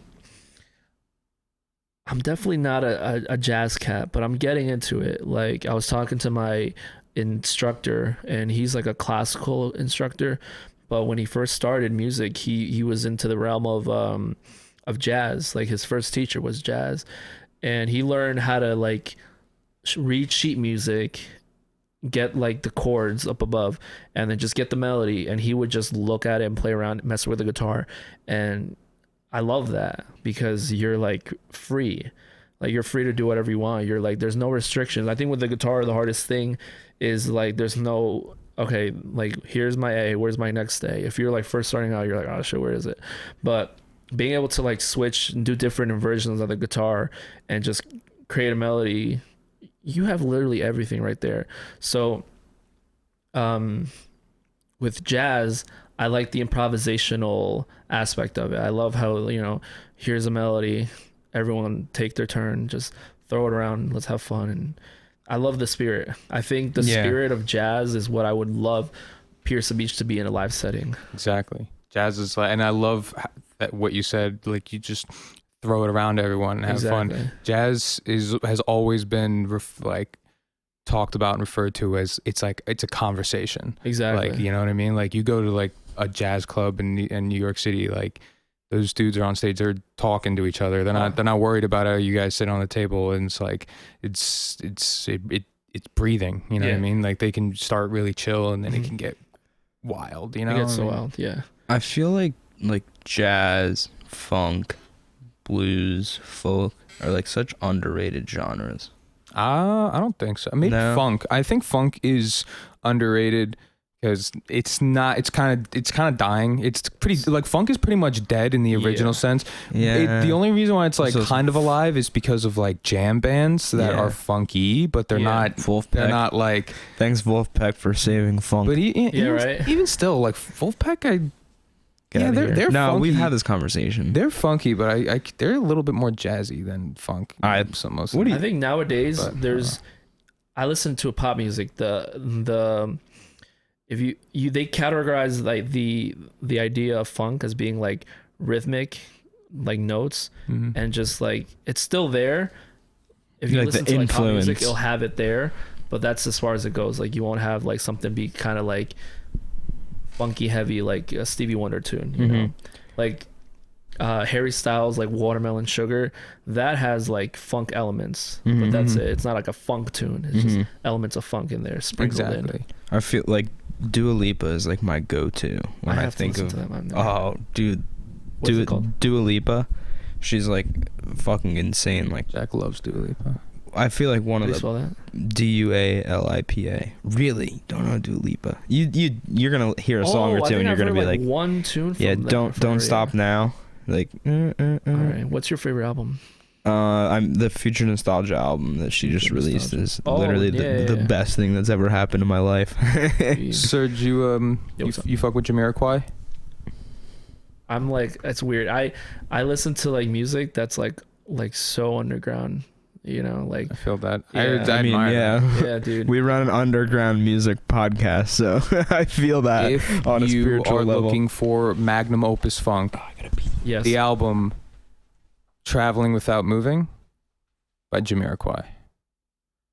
There we go. Vicious. I'm gonna save that. I have like a 2-hour drive ahead of me, so guess Nice. what's going into the queue. Hell yeah, dude. Loved me some Jamiroquai. How far out are you? I'm coming in from Worth County, so that's about like an hour and 40 minutes. North? Yeah. Oh, so you're pretty close to me. I'm like about an hour north, yeah. Around the Red Bank area. Oh, word.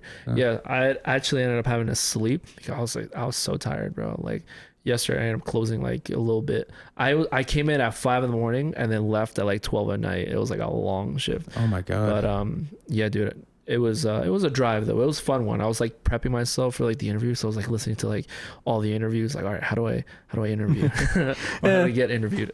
We got. I like to think Jack and I don't really consider this interviews. It's just like podcasts. More just conversation. It's chilling, kind of spitting this shit a little bit. Yeah, definitely love the vibe, man. It's very chill. Just fucking around. Boys being dudes. So what musicians, bands, artists, whatever got you into jazz out of curiosity? Or at least like you said you're just dipping your toe into jazz just like dipping recently. into so like what are you listening to in jazz now?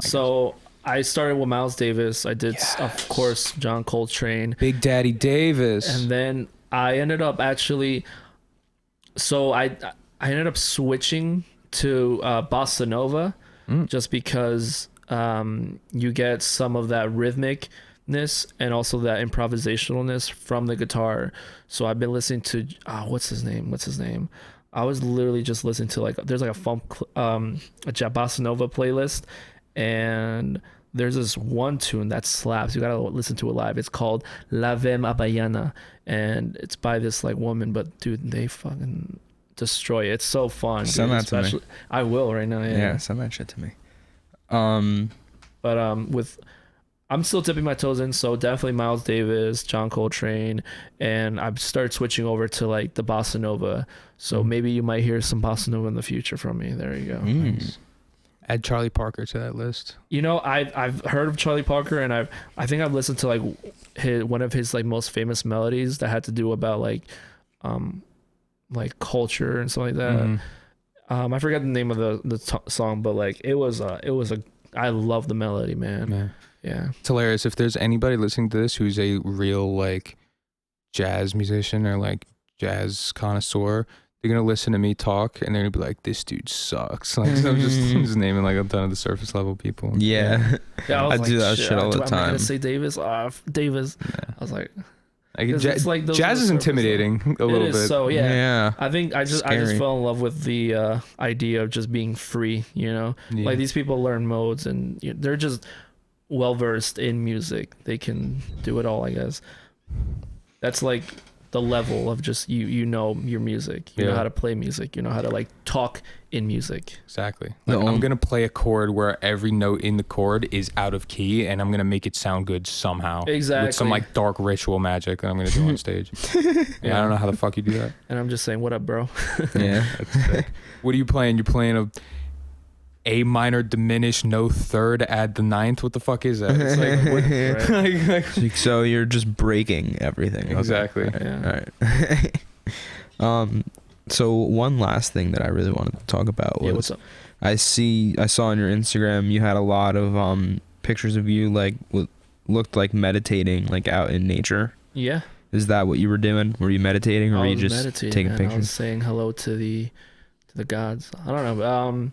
That was definitely during the hallucinogenic era of my life, but I definitely gravitate towards the inner peace and like meditating because this needs to be fine. Your head needs to be in the right space, and sometimes doing that is just kind of unwinding yourself and just like setting yourself down into earth.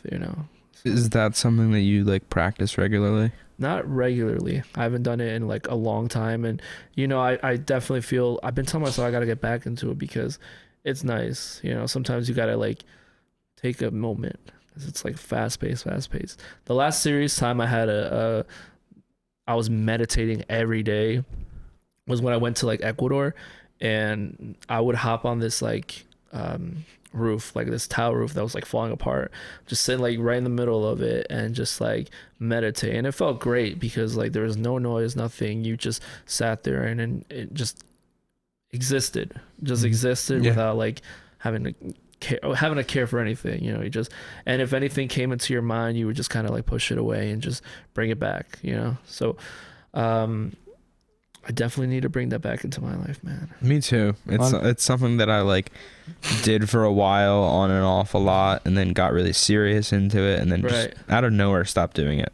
Yeah. Meditation's great. I mean, I love the concept of it, and I used to do it pretty frequently too, and it made me feel really good. But the second I started taking Adderall, that shit did not work, bro. Yeah. It's like I would be like, all right, I'm gonna like meditate, and then like the Addy kicks in, and my brain is just like, why are you sitting on the floor not doing anything? Go do something. I'm like, all right, I gotta clean. Like, yeah, like vacuum. But hey, man, I'm more productive. Clean everything. Wait, so how did you exactly get into meditation? Was it the acid trip 3? Yeah, I was laying in the bed. I was just like fucking. I was like in war. I was in war with like, you know, my thoughts and everything, and I think at that moment, something inside of me, maybe the Zen lion, said, just sit down and meditate. And so I just sat down and closed my eyes. And before I knew it, just like everything just like quieted up. I was just like,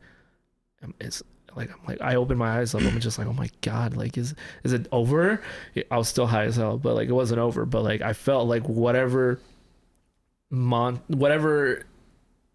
negative trip I was experiencing got immediately halted by just like sitting down and meditating. So maybe it was like I just needed to just meditate. So I just ended up sitting down for a little bit and just meditating for a good like 20-30 minutes. And after I meditated, man, I was telling you, like, I was in like the best place and everything. I was in paradise. I was laying in bed. I was listening to music. I was learning about the way. Oh, dude, it was awesome. It's amazing. I love that. I had one crazy experience when I was meditating. Like, I wasn't even under the influence of anything or nothing like that. I was just like, I was in my room, and this was like before I like structured my room into a studio. My room was just cluttered with shit. Like, I just have like a ton of stuff all over the place. Mm-hmm. And like, as like I went in, I was thinking about like how I'm surrounded by like material things and shit. And like, I don't know, after a while of like with my eyes closed, I know you're not supposed to like technically think. Right. You're not supposed to like think about anything when you're meditating, but I was thinking about how like I'm looking at nothing but blackness, but this is like the abyss, but the abyss doesn't look like this, because in the abyss, black doesn't exist. Yo, nothing exists. Joe, this is a poem. What? You should write down those words. I thought you were trying to tell me that this, like, everything I was saying was like a poem that was already written. Yeah, it's a poem that's already a thing but not written yet. What the fuck are you talking about? It's your poem. You should write those words down. Oh, okay. That was very poetic. Can you say it again? I wasn't done. Sorry, can you restart again? Because I want to hear it again. Sorry. God, what was I was just I don't know, I was surrounded by material things, and like I'm looking at nothing but blackness, but this should be the abyss, but in the abyss nothing exists, not even blackness, no like color, no material, no anything. And like I just kind of sat there in like the void for a minute, and I felt like I was existing but not at the same time or whatever. And then like, I don't know what compelled me to like just kind of jump out, but like when I left the abyss and I was back in my room with all the materialistic things, it was like a different perspective. I had these things actually had more value to me again. Wow. It was like, I don't know. Damn. I don't know. Yeah, write that down. It was very weird. It's recorded, so if you don't write it down, I'm gonna write it down and steal it. That's fine. That is definitely beautiful, man. Yeah, that's fucking awesome, dude. I think if you really get deep into like the meditation, you definitely come out with something, you know, such as like looking at your materials and just being like, I appreciate it a bit more, you know. Yeah, and it wasn't even for like valuable things. Like I wasn't even like thinking about my guitars, like my drum kit or anything like that. I was looking at like all the tchotchke shit on my shelves. Yeah, like dumb shit that you've like bought like throughout your stupid life. shit. Like Yeah, I do that all Funko the Pops time. that fucking I spent $20 on for no reason, or like, you know what I mean? And it's just like, I don't know, like, I don't know, this is weird. I mean, I definitely see the Funko Pop, you know. I'll be like, I got like this office like Funko Pop, and then I was like, at first I was just like, all right, cool. I'm like, damn, I'm such a nerd for the office. But then like I looked at it today, right, and I was just like, I appreciate it because I'm like a nerd, or the office nerd, you know. Mm-hmm. So there it is. Nice. Sometimes the smallest thing kind of shows more about who you are, you know. Especially the Funko Pops, man. I mean, yeah, it's like, I mean, Funko Pops are like cool because like an artist designed that in a way, but what does it do? I don't know. It doesn't do anything. It doesn't really do anything. And it's like, and I remember like when I first started getting into collecting like vinyl and stuff like that, like a buddy of mine was like, dude, you just spent, like, I just bought like a record that I was like looking for a while, and they were like, bro, you just spent $160 on plastic. Yeah. And I was like, no, bro, because that's different. This is like, I'm holding the physical embodiment of music in my hand. Like this does something. Like, you know what I mean? It's like, I don't know. But in time, just still kind of odd. Definitely buying stuff can be a little odd, but yeah. Hey man, I think the same thing, man. At first I was spending way too much money on vinyls, but you know, you just look at the collection you have and just like, these people, artists, define like what I am today, you know, with music. So I definitely agree with you. If you want to look at it just a piece of plastic, then I guess whatever, but it does something, you know. Yeah, it's kind of like you're like paying homage to like what makes you. Exactly. You know, like that's what I do. Like in my room, like you see my room and you see like the couple paintings that I have on the opposite side, the close side. Surf suit, man. That's awesome. Yeah, I don't surf really a lot, but it's something that I'm wanting to do a lot this summer. So that's something next time. Summer. You know, it's weird, like thinking about like pieces of plastic, right? Because pieces of plastic sits on the shelf. It's just like, oh, what a waste. Like, what is that doing and stuff like that. But one of the things that I think about is like, I miss, and this kind of goes back to what we were talking about, like kind of like back in the day, kind of retro kind of area. Right. I miss the era of toys. Why, like, toys don't really exist anymore. Like, if you see like a 5-year-old right now that was born in 2016, do they have a toy box like we did when we were kids? No, like, dude. They have action figures? No, they got a fucking iPad. Fucking computer. And like, which I'm not gonna be like one of those stupid people who's like, you know, fuck iPads and technology, because that's sick, because like this 6-year-old kid could download like a sketchbook app and like draw and then like, you know, get really big into that. But make a banger in GarageBand. There was something about like all the toys that I had, all the action figures or, you know, weird shit that we had, like, I don't know, just kind of, I like credit my imagination to it. You know what I mean? Like, it can be anything. Just because you have an action figure of a firefighter doesn't mean it's got to be a firefighter. You know what I mean? Yeah. Like, you can paint that shit, or like, you know, if you, I don't know. I used to have like a collection of like wrestling figures and like a camera. Yeah, me too. And like my imagination, dude, I would book matches, bro. I was like filming the cameras. I would just be like, be like, you know, just kind of fucking around. Yes. But that's the imagination. I see what you mean by like, and nowadays, like kids just like, again, there's something wrong with it, but like, you know, there's something awesome about holding something physical and just like playing around with it and doing whatever you want with it, like toys. I feel like there's plenty wrong with like the whole iPad thing and all that. Yeah. You know? Like, yeah, it's good, but at the same time, like, kids shouldn't have phones and shit. See, yeah, I think there's a you know, a yin and yang to it, because like I said, you know, like, you know, a kid can develop a talent at a really young age with it, but I think the con is that it is draining the next generation of social skills, I think. Like creativity too, kind of. No, I think it has the same amount of, I think it could provide the same amount of imagination, like fuel, the creative fuel in a kid. I just think it's a social thing, I guess, but I feel like at the same time, I feel like so many kids spend their time like watching TV or watching like YouTube videos or watching like some just like mind-numbing bullshit. But then 10 years later, that kid could, like, from watching cartoons and shit, he could become a writer or an animator. Well played. I yield. There's definitely good cartoons things made and bad a things big about role it, in my childhood too. I'm sorry. Like, I've seen parents like use their iPads to like teach their like not newborns, but like toddlers like the alphabet or something. And there's definitely tools for it.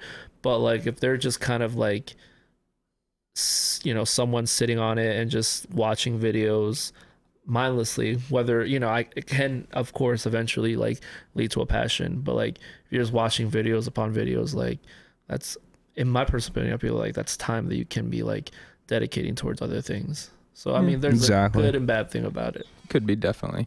But I think, and you know, that's another thing, like cartoons or shows and toys go hand in hand. And I'm not talking about like a show releasing action figures or that I've been capitalizing on it. I mean, because like, what are the one things that kids are 100%? They like love imitating shit. Right. Very impressionable. So like, when I was a kid, my brother and I like watched freaking Avatar: The Last Airbender, and we got really hyped. And you know, you go over to the toy box, you just you know, play. Yeah, exactly. You can recreate a scene or something. Yeah, or do like make up your own story or whatever. Right. And like that's where creativity. That's like those moments are where artists are born, kind of, or at least creative people in some way. Right. And like, I don't know, it's kind of dope though.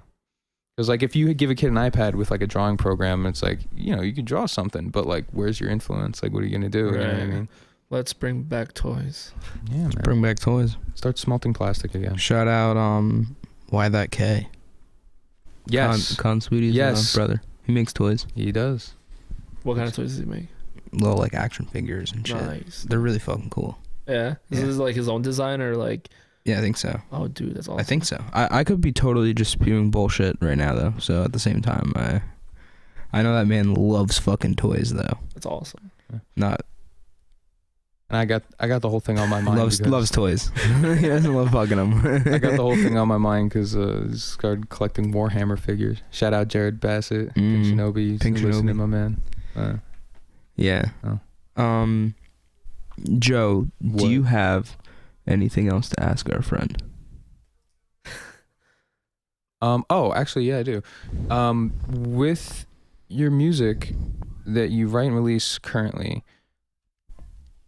what bands or artists that like do you have in your head that you're like, you know, this is the type of music that I want to create or similar to? You know what I mean? Stevie Wonder, Tash Sultana, unknown band. Well, it's not unknown, but like the band is called The Walking Who. They're from Australia, a psychedelic folk band. That's where you can see my psychedelic and folk influence from. What was that band again?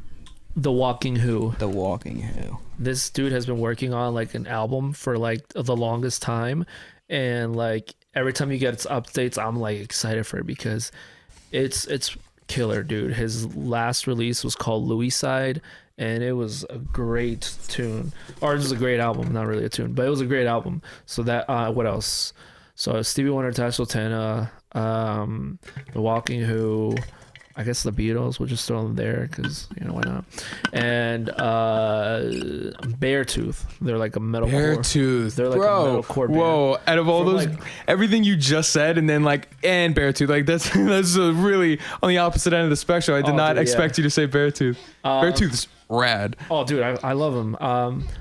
I listened to like the newest album. It's okay, my personal opinion. Disgusting is the magnum opus. Oh, dude, yeah, exactly. Disgusting slaps, man. Dark as fuck. You got to be in a mood for that album, but like That shit still rocks though. What band is this? Beartooth. Beartooth. Oh my god. Disgusting. The I got 5 names. Lines, and then him bro. just coughing. Oh, I love it, bro. I was like, oh, dude, yeah. Yo, oh my god. Yeah. Oh, dude, I love it. Yeah. So with that one, that dude can scream. Oh, dude, yeah, he's so awesome. And if you ever look at his like live shows, that man can work a crowd, bro. That man can work a crowd, dude. And so with Beartooth, I love the fact that he can work a crowd and just kind of get everyone just jumping on their feet and just give so much energy.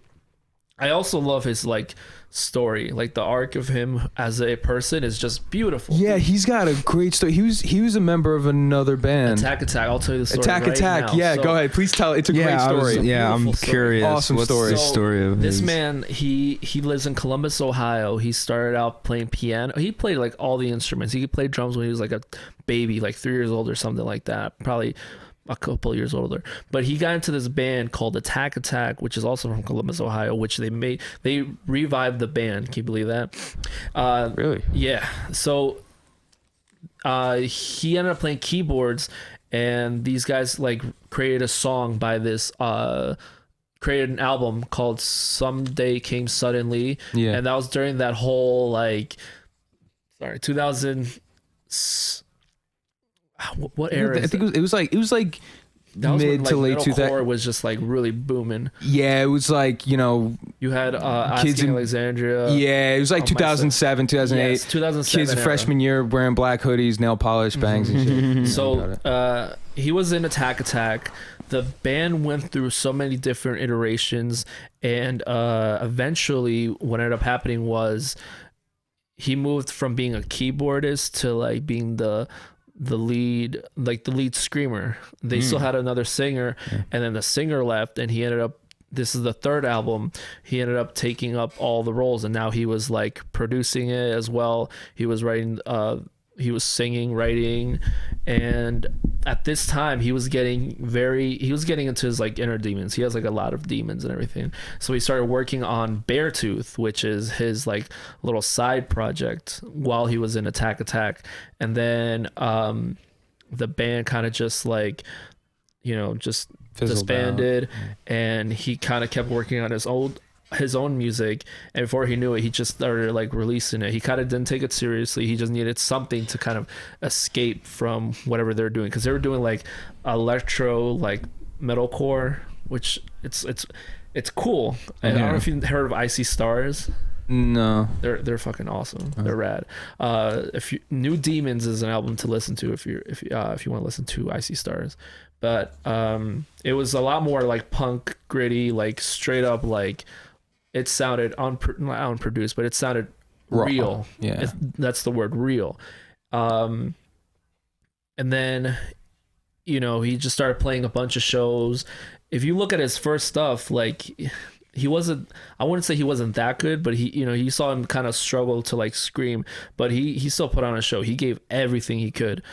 Eventually he started working on Disgusting, which is it's definitely a lot of like mental health in that album, as well as like other issues that he's gone through. He talks about like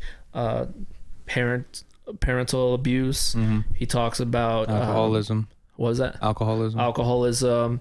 And then the last song, it's just disgusting. Oh man, Sick and Disgusting. Now that one, bro, that one will make you cry, man. This is under that bear claw. Beartooth, yeah. Beartooth. The last. That's how they close the album out, bro. And like when that song, this shit fades out at the end, you just like don't drive when you're listening to this album for the first time. I feel like you should just like sit down.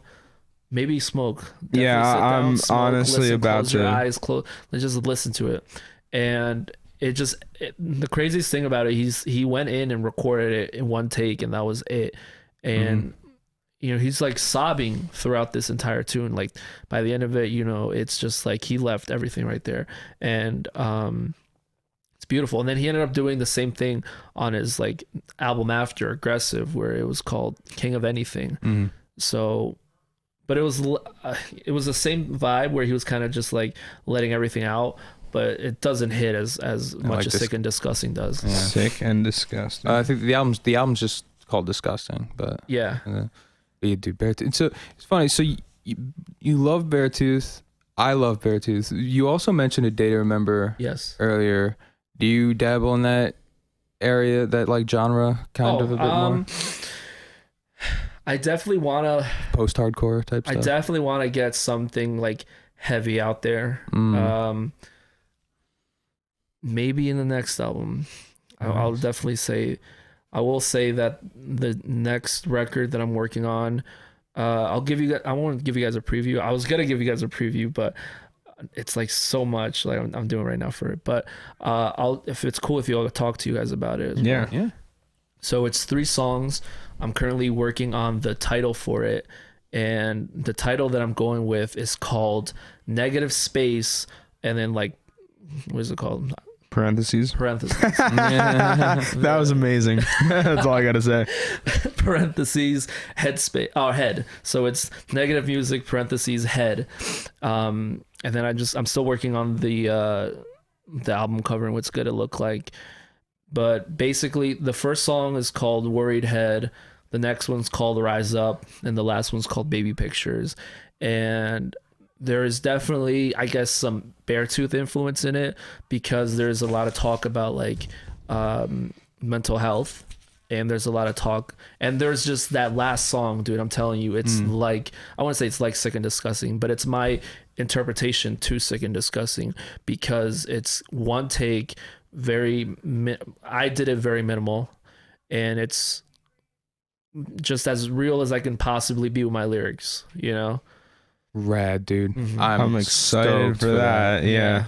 So that record, you said you're trying to get that out as soon as possible too, right? You said. Yeah, dude. Honestly, if The Beach took such a long time to get out, dude. Like, it took about 3 years to release.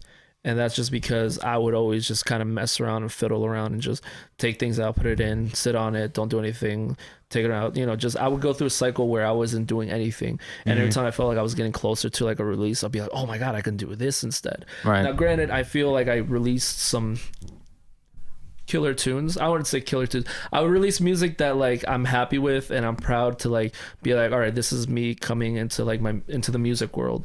Like, this is what I can do.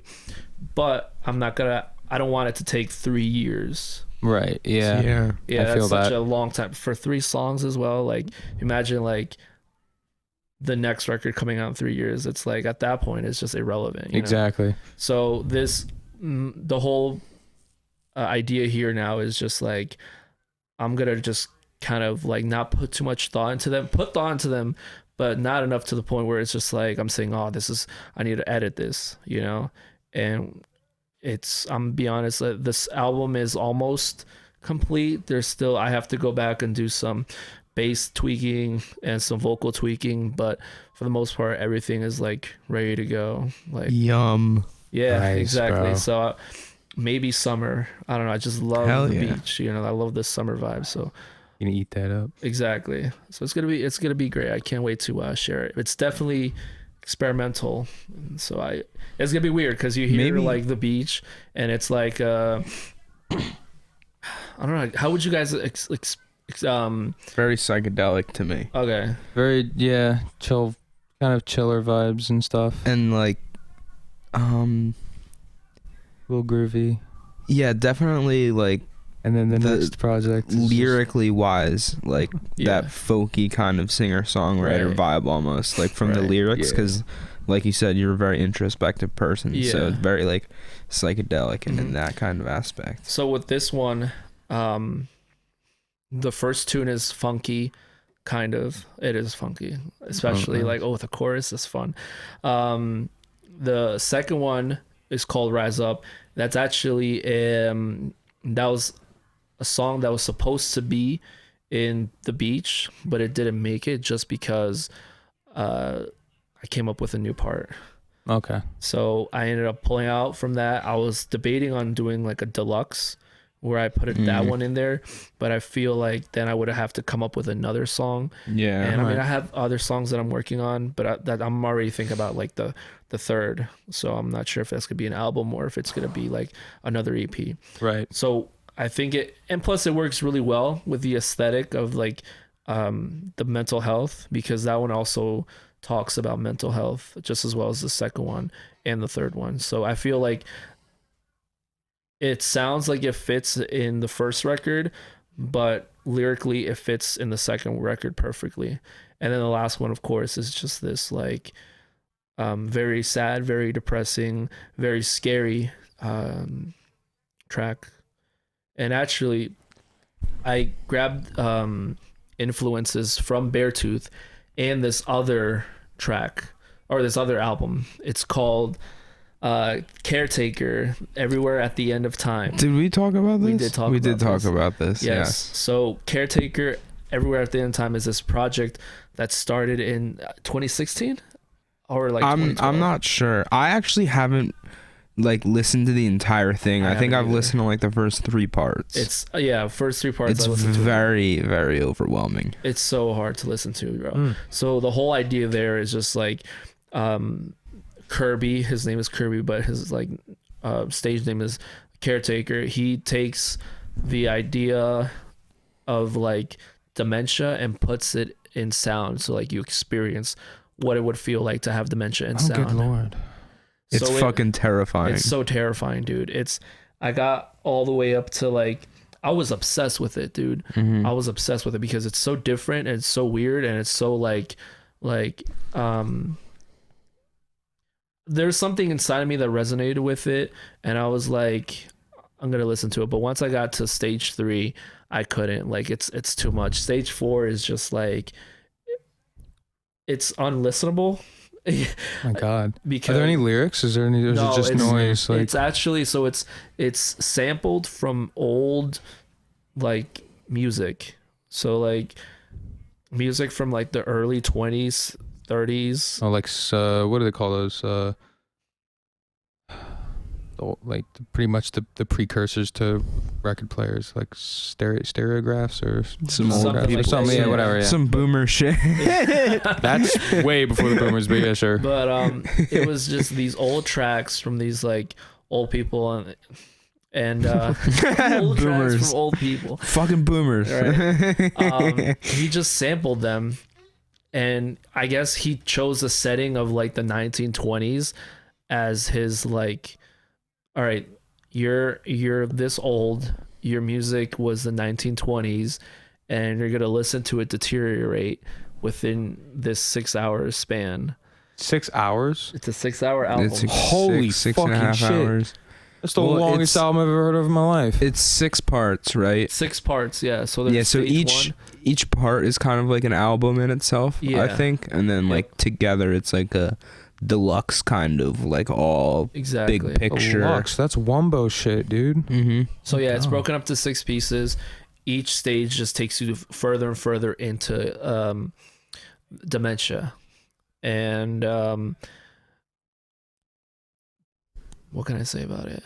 It starts off, you hear just crackles in like the vinyl, it's not that bad, but once you get into stage 3, the delay, the reverb, the crackles increase. It sounds like, okay, like I'm a little bit lost and I'm a little bit confused of what's going on. So I pulled inspiration from that album by adding those type of effects.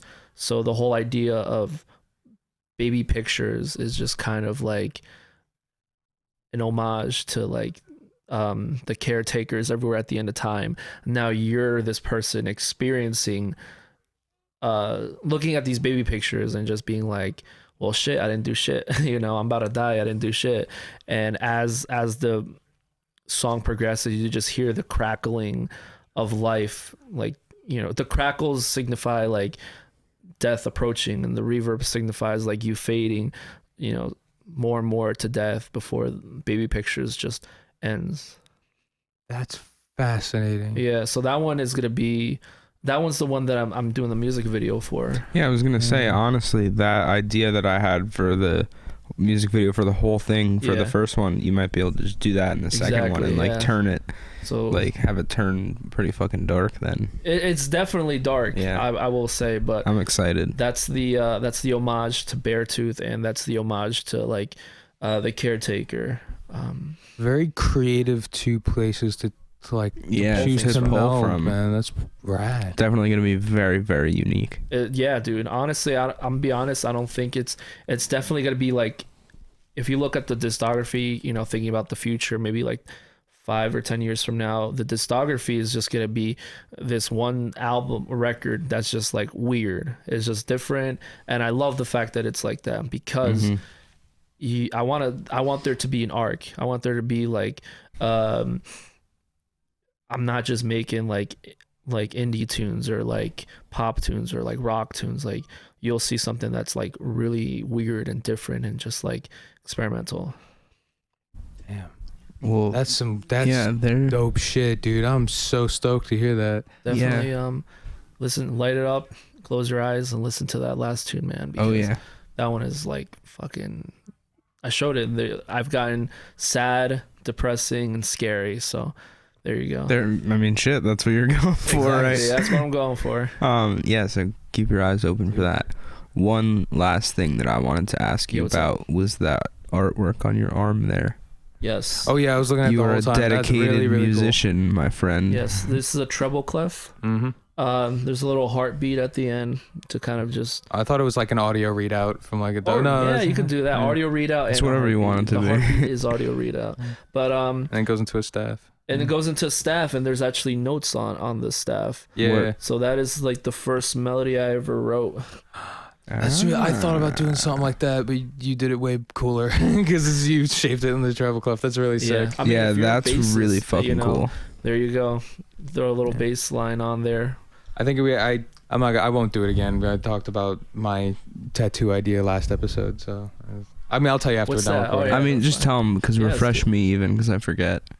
I'm gonna get the headstock of a bass on my shoulder. That's awesome. And it's gonna go down to the neck. But the neck is gonna like fade away, but the strings are gonna stay, and the strings are gonna like get distorted and warp into like this weird like void, I guess, and they're gonna like wrap around my arms and go in and out through all the other tattoos that I'm gonna get. That is awesome. And then they're eventually gonna reform down up like by my wrist, and on the top of my hand is gonna be like the bridge where they sit, and then they're gonna come back and lock. That is awesome, dude. That's gonna take a long time to do. Yeah, that's gonna look awesome when it's done. Fucking sick. That is fucking gnarly. Yeah. All right, so we're at about 2 hours at this point. All right. Big facts, man. Joe, anything else? I think I've thank Serge very much for coming on. Of course, dude. Really, thank you. It was very, very interesting. Yeah. Pierce the Beach on Instagram. Pierce the Beach. Yep. PIERCE. Not anything. Do you have else. trouble spelling Pierce for a second? PIERCE the beach. What did I say? Did I not? Okay. Okay. You said it right. Perfect. Pierce the Beach. Like you're struggling. Listen to the album, The Beach, or EP. I guess right. Yeah, it's the EP. So you talked about another EP. Any album in the? Not yet. In the foresight? No. Not yet. Not yet. That's fair. It'll come around the mountain. I got something in mind, but. I'm sure it'll be fucking wild. When get there. Yeah. Hell yeah. No spoilers yet, but one day. Man, hey guys, there's no reason for you guys to not listen to this EP. It's 5 songs, 14 minutes. Nothing. Just go listen to it. Yeah. It is gold. Thank you guys for having me. This was like awesome, guys. Yeah. Thank you. And you're welcome welcome back on again anytime. Yeah, definitely come back to talk about the new project when it's coming out. When the newer project comes out, hopefully it's a lot warmer. We can go out and everything. Oh yeah. Nice. Maybe shoot a little thing. I don't know, video thing. Or something. Exactly. At the beach, maybe. I think that would be cool. I mean, we got the beach right there. You know. I just say, you guys that's awesome, dude. Like I gotta drive like an hour. I mean, I love the drive to the beach, but having it like right there, that's awesome. Now I'll go because like I used to live like 10-15 minutes from the beach. Yeah. And like I would never go because it was just like not right there. Yeah. But now it's right there, so I was like, fuck, well, I guess I gotta go to the beach every day. It's a nice walk, man. Yeah. It's like right there. Perfect. And I got the bay. Pierce the Bay. Pierce the Bay. Maybe the next record. Pierce Bay. On that note. Thank you. Thank you. Have a good night, everybody. Get home safe. What? Text your mom that you love her.